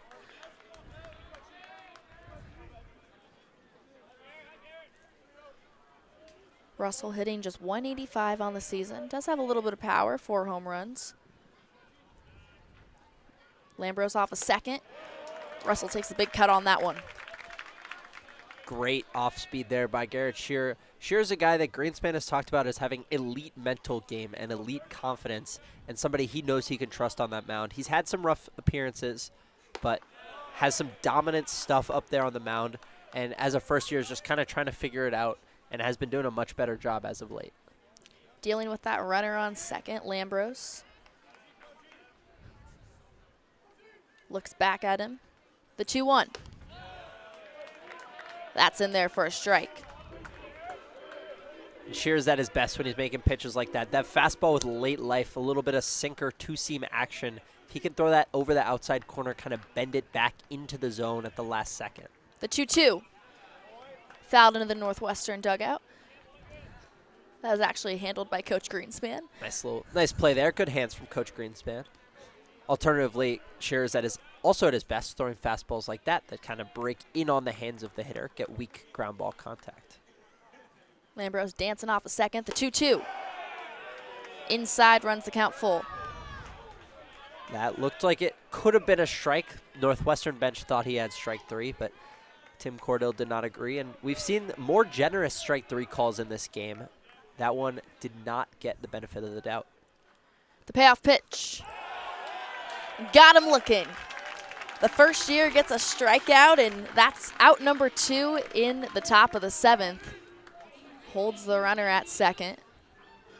Garrett Shear has been so effective so far in this series. See, just freezes Russell there. A great pitch. Very nonchalant strike 3 call from home plate umpires right over the middle. First pitch strike in there to Chris Akopian.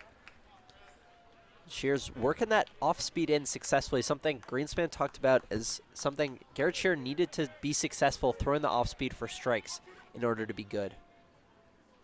The 0-1. Off the plate.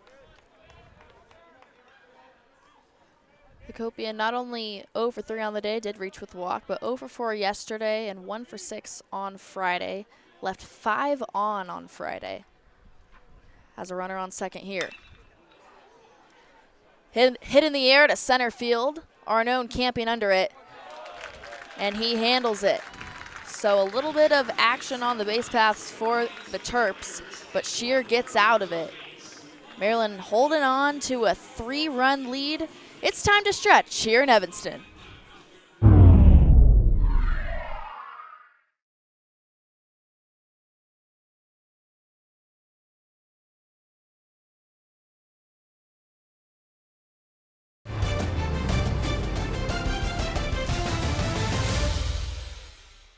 Preston Knott has been on all 3 times. 1 reached on error, looking for another hit, which would extend his multi-hit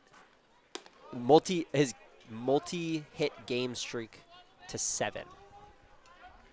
Sorry, that one took me a second.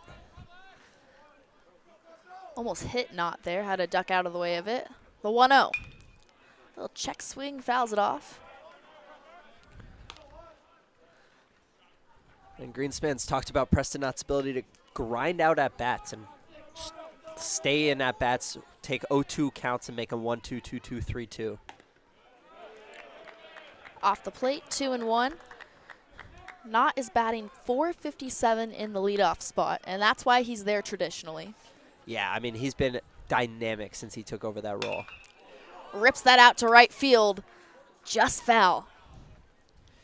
Just missed that one. Got the bat head out a little too early. Got out in front of it, but another good swing by Preston Knott, and that's feels like we've been saying that a lot lately. Pulled it a little bit too much. He did have a home run yesterday in the first inning to lead it off. The 2-2. Fold that time. Melendez gets another strikeout. Retires the hottest hitter in Northwestern's lineup. Yeah, good job by Melendez. Not smoked that last fastball, so this time goes to the off speed, not wave and a miss over top. Kind of didn't see it coming, and a little out in front, lunging a little bit to try to get a bet on it, but could not. Pitch comes in. Swings on the first one out to Keister. Rips it across and in time. 2 quick outs for Melendez. And McElpatrick now 0 for 4 today. He's had a rough series. Him and Chris Hakopian on the other side. 2 guys coming in, arguably the best hitters on their respective teams. Both 1 for 14 this weekend. So rough work for the 2 hitters in either lineup.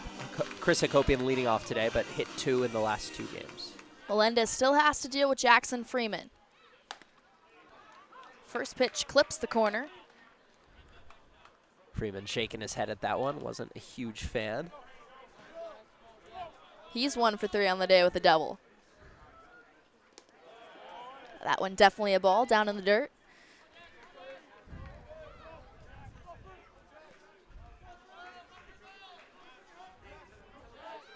Freeman batting just .161 with 2 outs. The 1-1 off the plate. And Northwestern, it's getting late quickly here. They're gonna have to make some noise here, and this is, you would have liked to see a spot with the top 4 guys in the lineup up to make some noise. The 2-1 sliced out to left field, and it's over the wall. Jackson Freeman getting it done. Cuts this lead to 2 for the Wildcats. Yeah, and just as I was saying, you would have liked to see the first 2 guys get on. Jackson Freeman does it all himself, putting that one just over the outstretched glove of Eddie Hakopian out there and left. He just missed that one. I mean, just missed it. Look, he's mad at himself out there, despite the fact that it was a home run. You'll see on this replay, that one eluded his glove by probably less than a foot out there just over the left field wall. Freeman goes oppo for that one. Just sneaks over the wall. Bennett Markinson now up to bat. Pops it up high in center field. Lambros camping under it, and he gets out number 3.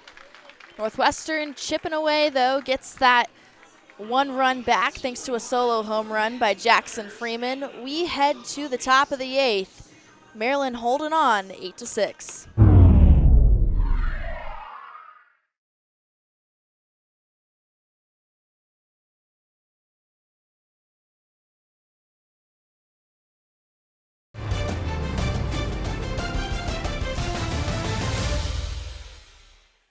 Garrett Shear, another first year on the bump, looking to keep it at this score. But Eddie Hakopian has had a day. 2 home runs himself. Yeah, and if you're a Northwestern, you got to be glad that he's coming to bat with nobody on base, given how good he's been both today in this series and this season. He's now 8 for 12 on the series, has 2 home runs today, had 2 doubles had doubles in each of the last 2 games. The 1-0. Clips the corner, 1-1. Fastball coming in at 92. Garrett Shear sits about low 90s. He did top out at 94. Takes a breath and delivers. Gets under that one. Into shallow right field. Freeman does get it. Nice snow cone grab from Jackson Freeman. That was in no man's land. And again, that wind pushing towards that right field line. It looked like Lyolis and McElpatrick were kind of in no man's land. It looked like they thought the ball was going to drop more in the field of play. Jackson Freeman kind of ran that one down at the last second. They were all kind of converging in no man's land, and then Freeman takes off to his left, barely comes down with that. And that looked like it would have been in fair territory, so probably extra bases for Hakopian if he doesn't make that catch. Hojnar swings on the first pitch. A little bit of a revenge at bat, if you will. You have to admit, Sam Hojnar coming up to the plate with a little bit more fire than usual. Yeah, he wants that home run after hitting one that was ruled foul. No conclusive evidence either way after a challenge by Maryland, but really would like to see another good pitch to hit if you're Sam Hojnar and make up for that last at-bat. He ended up striking out in that at-bat. 1 out, the 0-1. Shows bunt. Count now at 0-2. Interesting strategy there. I mean, Vince Bianchina is shifted and pushed back, but as a 3-hitter, you're usually not looking to bunt. And Garrett Shear gets him to go back to the dugout. Yeah, that was not a great at-bat for Hojnar. Kind of went up just hacking. The attempt to bunt, I'm a little confused on. For a 3-hitter, you can bunt, but he looked a little uncomfortable. Had a good pitch to do it on and just kind of fanned at it and then sat down on 3 pitches by Garrett Shear, who's really getting comfortable in this one. 2 outs, no one on. First pitch to Kevin Keister. Gets him to swing. Like I said, tops out at 94. There you go. Flashing the heat from Garrett Shear. Yeah, Keister been on last 2 at-bats. Single and a walk. Once again, swings with no avail that time. Fooled by the off-speed. Shear getting ahead 0-2. That really quick release out of the 3/4 arm slot. Whips his body around. You'll see it here. The pitch a little bit high, but still coming in at 94. Yeah, and I don't mind that pitch at all. Coming off an off-speed that he fooled Keister on. Keister likely has that in the back of his mind. You see that high pitch, you think it might drop. The pitch.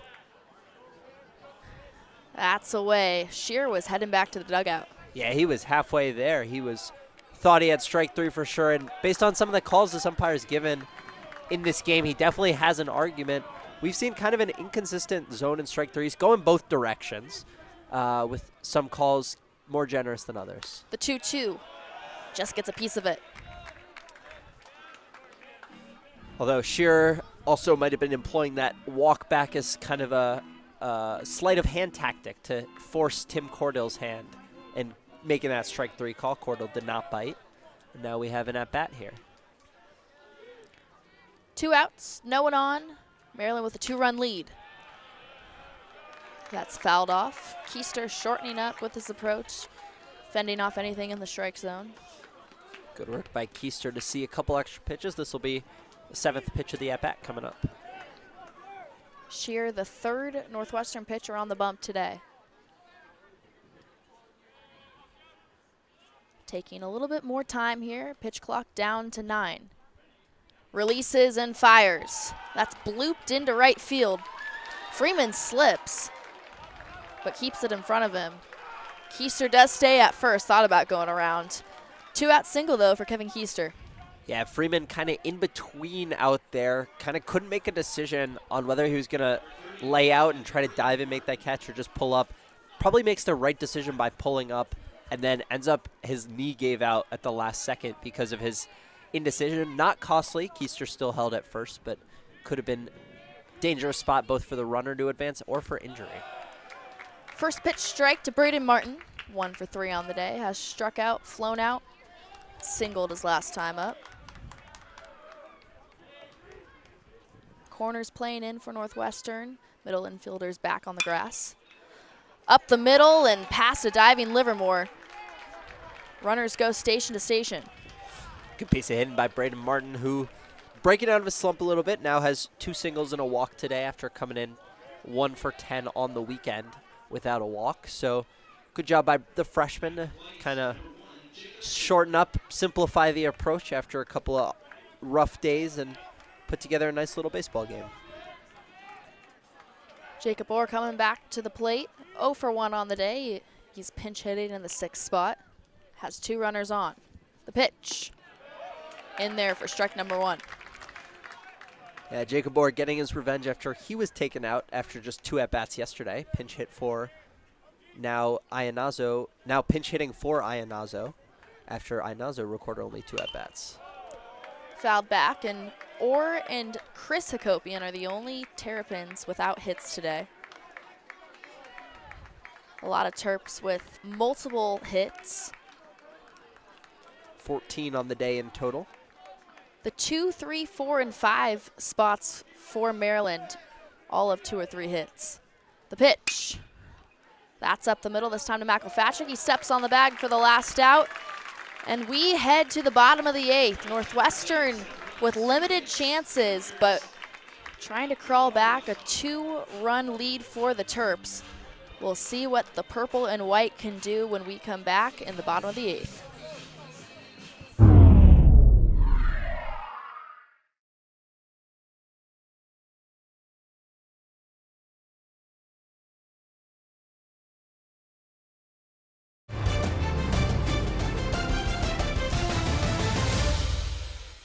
Due to time constraints, we now move ahead in the action. Struck out the first time. Comes in low. Yeah, if you're Maryland, this is the guy you want to see in this situation. Spot like this, you need an out. Griffin Mills is hitting only 0.59 on the season. So Maryland should feel fairly confident with him at the plate, but you never know. Even a guy like Griffin Mills can pull one over the fence and tie this game up with 1 swing of the bat. Count is at 2-0. Melendez steals. Swung on, that's out to right field. Drifting back. And that's over the fence. Griffin Mills ties it up for his first career home run as a Wildcat. Yeah, I've got to give myself a little credit for that call, as Griffin Mills took that one the opposite field, snuck it just inside the right field foul ball. First career home run, and this game is tied at 8. A huge spot for the freshman, and he delivers. Mentioned before, head coach Ben Greenspan really talked him up coming into the season, someone that can make an impact. Hasn't been able to do that until now.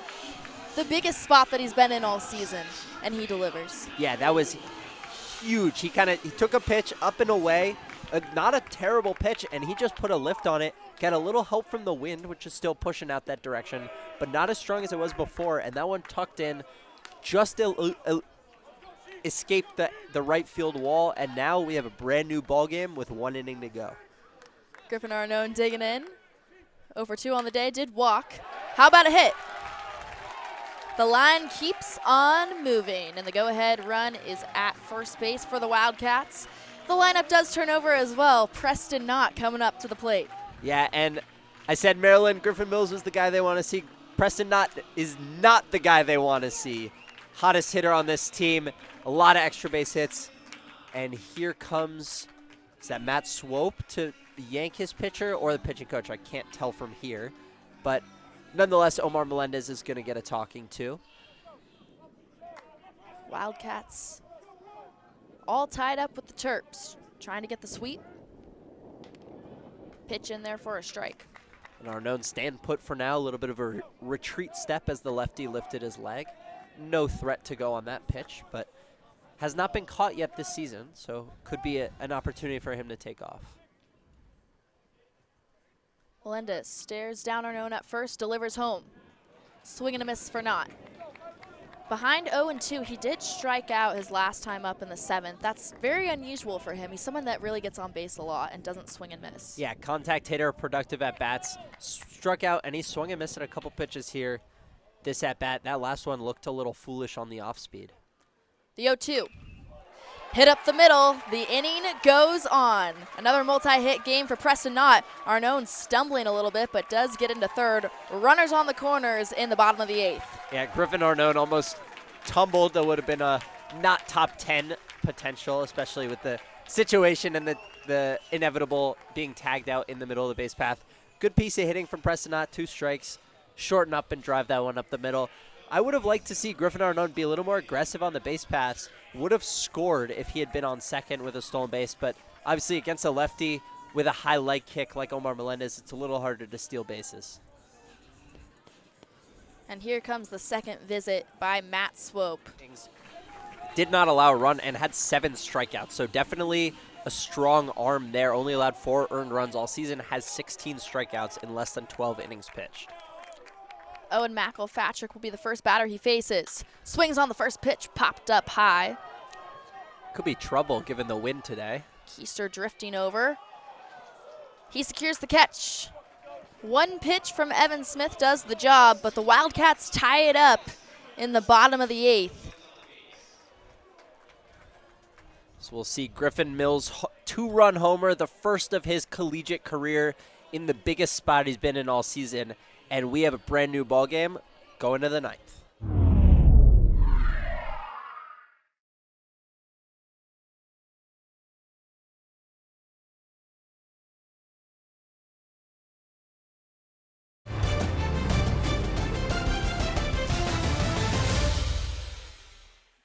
Just tied it up in the bottom of the 8th thanks to Griffin Mills. First collegiate home run. Yeah, and one of 5 home runs we've had here today. 2 by Eddie Hakopian on the Maryland side. 3 different Northwestern players have left the building. So a lot of power being displayed here today. Scalded down the right side. Alex Kolarko is going to dig for 2. It's bouncing off the wall and thrown in. And a leadoff double by the hometown guy, Alex Kolarko. Yeah. Hoping to start a rally here for his team. Second double of the game, 8th of the season, and he's now reached in 5 of 6 plate appearances. 2 hits, a walk, 2 walks, and a hit by pitch for him. 5 plate appearances, 2 doubles, a walk, and a hit by pitch, reached in 4 of them. So a good day for Kolarko. That one went right between the legs of Trent Lyolis, as you saw in that replay, but hit on a line and got down before he could get his glove there. And a pinch runner in for Alex Kolarko. Looks like number 4, Jordan Crosland, the first year, who struck out in his only at-bat this weekend. Elijah Lambros at the plate, though. He's 3 for 4, 2 singles and a double. Shear deals over the plate. Lambros showed bunt, but pulled back. Yeah, Lambros, nice day today to break out of his slump as he's going to talk things over with Matt Swope. He came into the game 3 for his last 21 and 5 for his last 31. But today, 3 for 4, so breaking out of that slump.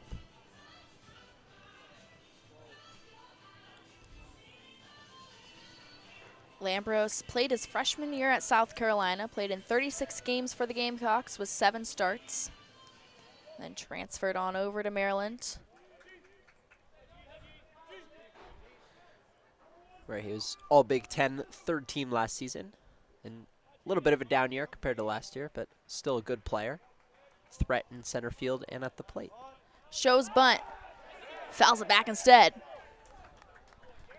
Kind of got caught up in between there, went for a slash play, but didn't get the bat back in time and turned to swing, never actually swung the bat, but it hit, as you can see. Okay, he's going to swing, never really got that arms extended and fouled that one off. Kind of a bad luck foul ball for Elijah Lambros. Has to swing away here with 2 strikes. Might not be that bad. 3 for 4 on the day. Northwestern fans do not like that call. They wanted Lambros to go down looking. Instead, he stays alive in this at-bat. Go ahead on second. That one looked a little bit outside, but Northwestern bench and the fans thought it might have been strike 3. The 1-2. Blooped out to left center. Livermore tracking back, and he grabs it. Livermore's defense has been outstanding. Yeah, that was a fabulous play. That may rival the diving double play starter that he had back in the 4th inning. Going over his shoulder, basically straight back, is the hardest play to make.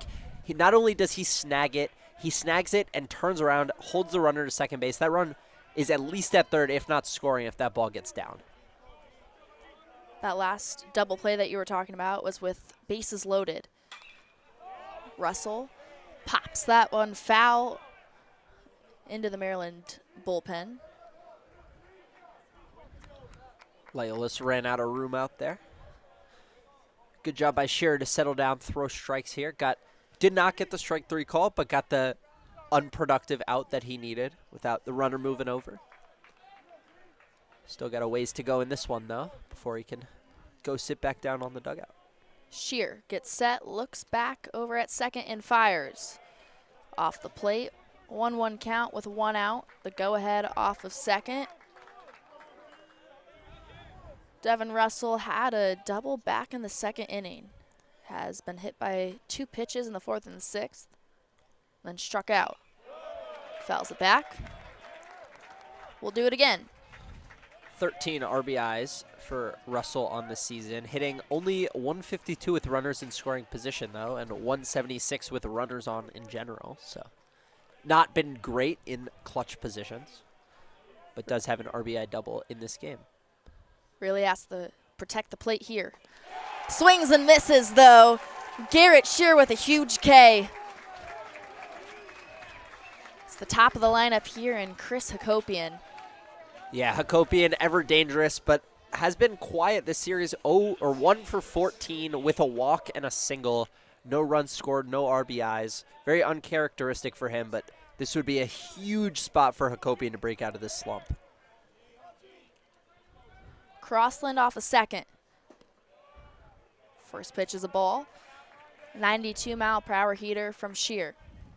Up to 46 pitches. After the leadoff double by Calarco has battled back, and now 2 outs trying to get out of this top of the 9th, keeping it tied. Hakopian at the dish.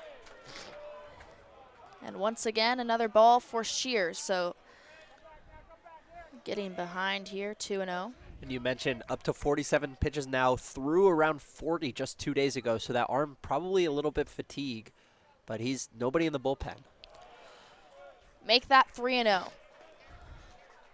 And as much as generally you would counsel pitching around a guy like Chris Hakopian, even with the slump, the guy behind him, his brother Eddie, has been the best hitter for Maryland in this series, in this game, and in this season. So you do not want to face him with 2 outs and 2 guys on. The 3-0. That's a green light there. Instead, Arnone camping under it. We head to the bottom of the 9th. Shear holds on for the tie, 8-8. We'll see what the Wildcat bats can do when we go to the bottom of the frame.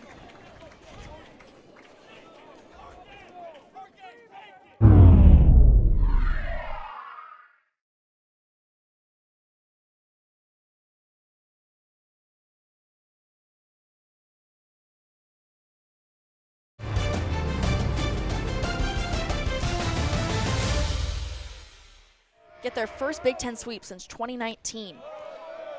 Yeah, and climbed back into this one. Talk about dramatics. You have 2 solo homers from Loyolus and Jackson Freeman currently at the plate, and then the 2-out home run from freshman Griffin Mills to knot this one up.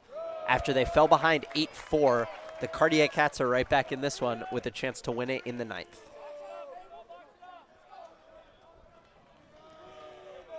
See there, Jackson Freeman's average just hovering below 300. The 2-0 is down low. Hits Three straight balls. Sorry, hits for a lot of power though. Slugging over 604 and the OPS over 1,037. And as a leadoff hitter, hitting around 600. So this is a prime spot for him to get on. The 3-0. 4-pitch walk there. You know, I was going to joke, surprised he didn't have the green light there. Yeah, I think Ben Greenspan pretty happy with his decision to tell Freeman to hold on that one, and now they got a runner on. The game-winning run on base.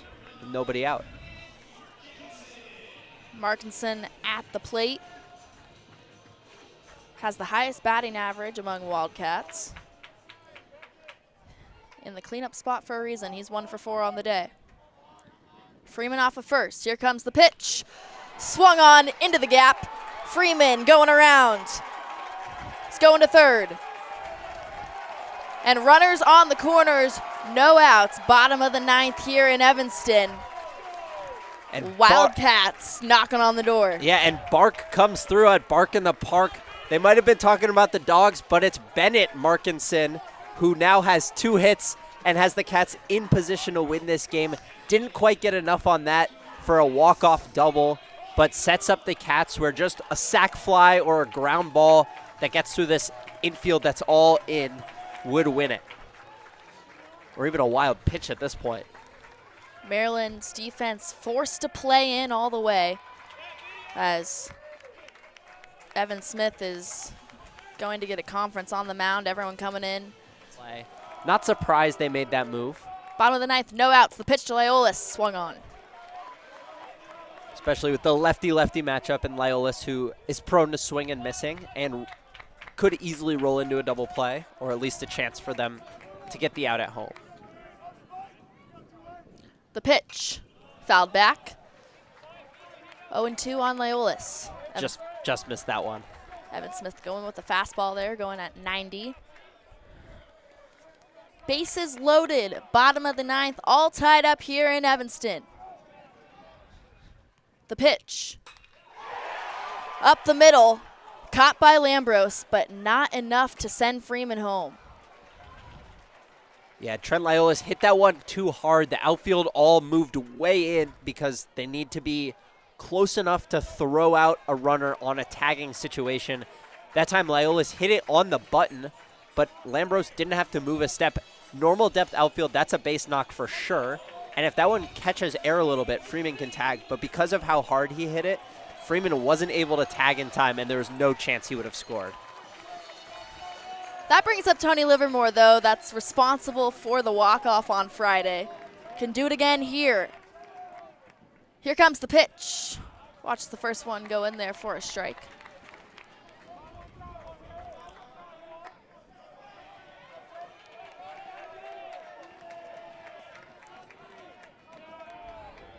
Bases loaded, no outs, bottom of the 9th. Fouled back. Again, Evan Smith has done a good job of getting ahead on hitters. Yeah, he's doing a good job, especially in a position like this where a strikeout would be huge. He's putting himself in position to get those strikeouts. And if Tony Livermore does get retired, we have the hero of the 8th inning, Griffin Mills, on deck. The chance to walk it off. The 0-2, upstairs. Cats obviously hoping that Tony Livermore can send them home happy. Maryland, on the other hand, hoping for a strikeout or a double play here.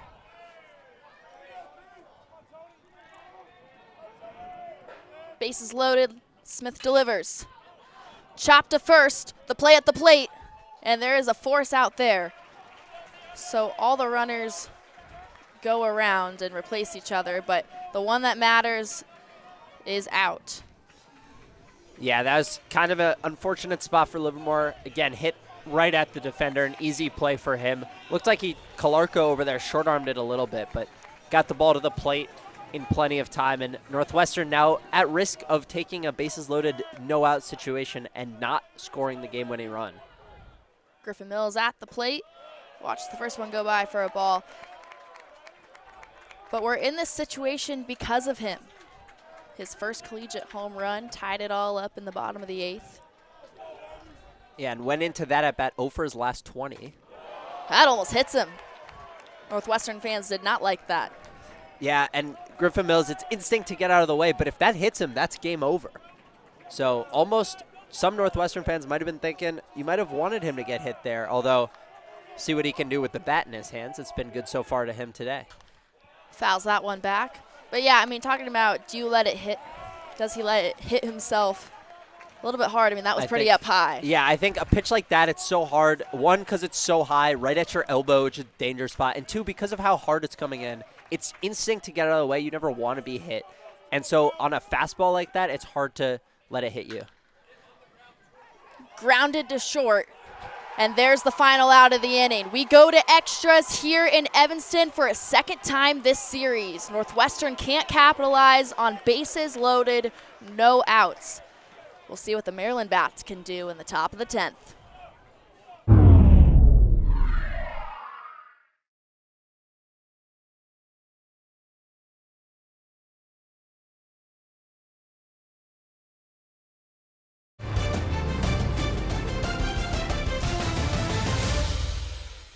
Due to time constraints, we now move ahead in the action.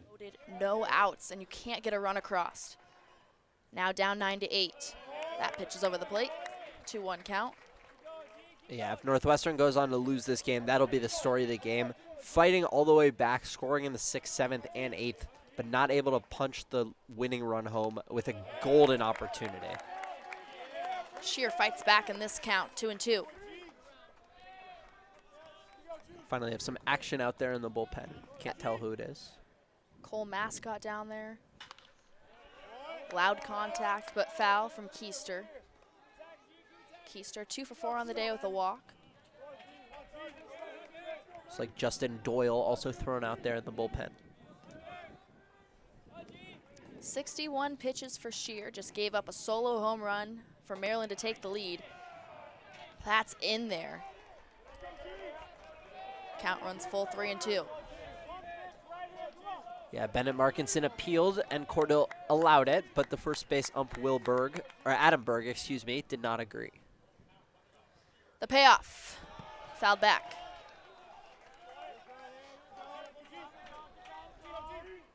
Another big spot for Shear. He's got to get 2 more outs here and keep Northwestern within 1 run. Would like to see him put the ball over the plate and make Keister hit it. Keister only 2 for 5 today, but only batting .273 on the year. Swung on, hit to the hot corner. Off of the glove of Bianchina, and that dribbled into the outfield.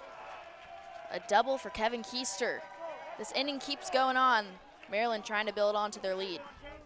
Yeah, that was a tough one over there for Bianchina. Chopper didn't hit it particularly hard, but kind of squeaked it just inside the bag. Bianchina had it deflect off his glove. You'll see on the replay here. Hit off his glove, kind of skittered into the corner. Would have been a tough throw to make regardless, but Keister now on second base, and Braden Martin gets to hit with guys in scoring position. 1 out, Keister off a second. Braden Martin at the plate, he's 2 for 4. First pitch is a ball to him. Shear still hitting 92, but his command has definitely faltered as of late. Yeah, just been a little inefficient with his pitches as his arm's worn out a little bit. That one is over the plate, 1-1. Commanding the off speed there.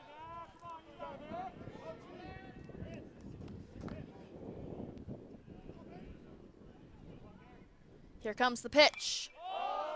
Popped a mile high in the air. 3 Wildcats going around to it. Lyolis does get it. Out number 2 recorded in the top of the 10th. The Wildcats just trying to get out of this one, get their bats up, and try to tie or win it. Yeah, huge out there for Garrett Shear. Did not need another base hit and an extra run tacked on. Not only gets that out, but keeps the runner at second, which means that a wild pitch would not score him as it would if he was all the way over on third. Jacob Orr, 0 for 2 on the day. First pitch into him is a strike. Again, does seem to have a good feel for his off speed. 68 pitches on the day. Runner off a second. Goes with the heater there, upstairs and away. Yeah, I have to imagine this is his second to last, if not his last batter, depending on the outcome of the at-bat. With the pitch count running up the way it is, especially with the fact that he went Friday. Another ball, 2-1 count. Keister off a second. He's had a day, 3 for 5. But Sam Hojnar, the hero, if this one stands. The pitch. 3-1 count.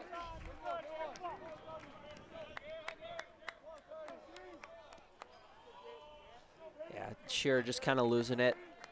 Yanking a lot of his fastballs outside, holding on to them a little too long. The 3-1. Swing and a miss. Runs the count full. That one ticking up at 93. Yeah, that time got it over the plate, got a little action on it, just missed the bat of Jacob Orr at the plate. You just got to throw pitches like that. The pitch. Off the mark. The inning goes on. Jacob Orr gets on base. So now runners on first and second. And here comes Ben Greenspan. That's going to be it for sure. Successful in his 4 innings. Yeah, pinch hitter for Maryland, Luke Zeisloft, who still does not have a hit this season. The pitch into him. That's in there for a strike. Once again, commanding the off speed for a first pitch strike. That's where Shear is most successful. Yeah, and when he does that, that fastball is so hard to hit. If you have to think about both pitches, then that fastball has life, and it's just so hard to hit when he's throwing strikes with the off speed. Runners off of first and second. Maryland with a 1-run lead here in the top of the 10th. Trying to tack on. Zeisloft at the plate. An interesting spot for Zeisloft to be pinch hitting. Does not have a hit this year, 0 for 7, coming in a need-a-hit spot for Coach Swope in the 10th. That pitch off the plate, 2-1 count. Zeisloft coming in to pinch hit for Jordan Crossland, who was a pinch runner for Alex Calarco. The pitch. Hard contact out to left field. Tracking back is not, though. He gets the final out. Yeah, that's 2 balls hit to the wall in that inning for Maryland. Both nice play by Not There. Arnone had a nice play. And Northwestern keeps it within 1. It's Sam Hojnar's home run that gives Maryland the 9-8 lead, but Northwestern within striking distance as we head to the bottom of the 10th. To give Maryland the lead. And here's a number you'll like. Griffin Arnone hitting .448 when he's the first batter of an inning. That's Smith's first strike. Makes the count 1-1. Yeah, he's great in the leadoff spot. He actually led off most of last season. This year being put in the 9th spot by Ben Greenspan. 9 spot, what a lot would refer to as the second leadoff. Hoping to turn the lineup over in most situations.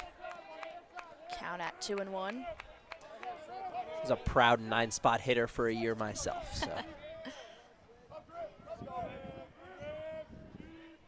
Smith gets set and delivers. Ripped out to right field. And it's just foul. And that one, reminiscent of Sam Hojnar's, a little less question on it because that one squeaked wide of the foul pole. Hojnar's went over, but just missed a game-tying home run there by about 2 or 3 feet.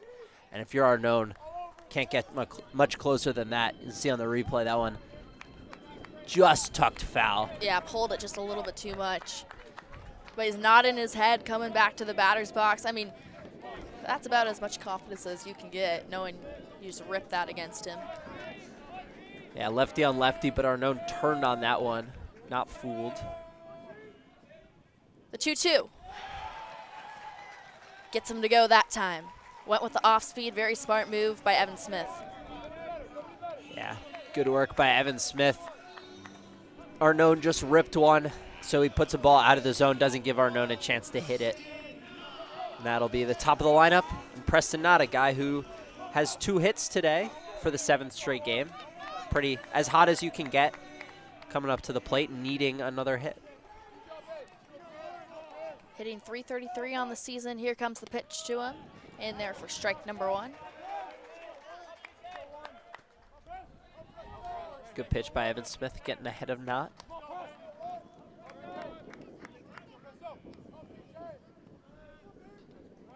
Smith stares ahead and delivers. Gets ahead on him, 0-2. Smith starting to settle in a little bit. This is the time for Northwestern. 1 out in the bottom of the 10th. Swing and a miss for Preston Knott. Back-to-back Ks, and Northwestern down to its final out. Yeah, Evan Smith, a strikeout pitcher.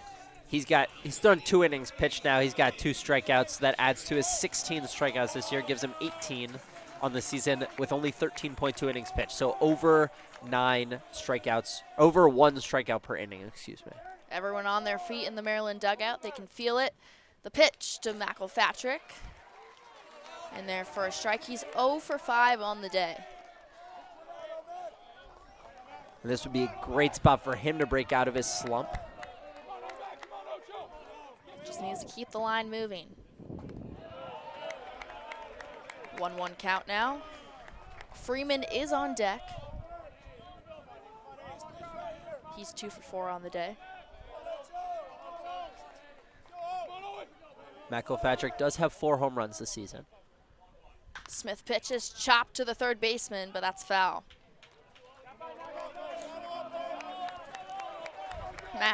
Mac staying alive here. 1-2 count, 2 outs, bottom of the 10th.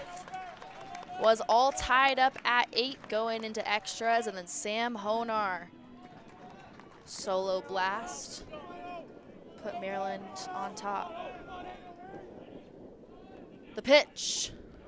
Inside, 2-2, not giving McElpatrick anything there. Yeah, kind of overthrew that one. Got a little overeager at the chance of striking out the side to win the game. Threw that one in the dirt by McElpatrick's feet. 2 outs in the bottom of the 10th. The 2-2. Inside once again, runs the count full. Owen McElpatrick, after being down 0-2, just trying to battle back and get on base. Yeah, this would be huge for the Cats here, especially with Jackson Freeman coming up to bat next, already homered today. Would give the Cats a legit shot to win it. Smith gets set and delivers. Ripped out and caught at the wall. There's the final out. Maryland gets it done in extras. The Dramatics, they snap a 4-game losing streak. Wow. Elijah Lambros went up and took away the game-tying home run. Here's the replay. McElpatrick laid into that one, about as good of a swing as you'll see, and Lambros just went up and snatched it from over the wall to steal a win for Maryland. This one looked like it was heading to the 11th off the bat. What a win for Maryland. What a game we had here today.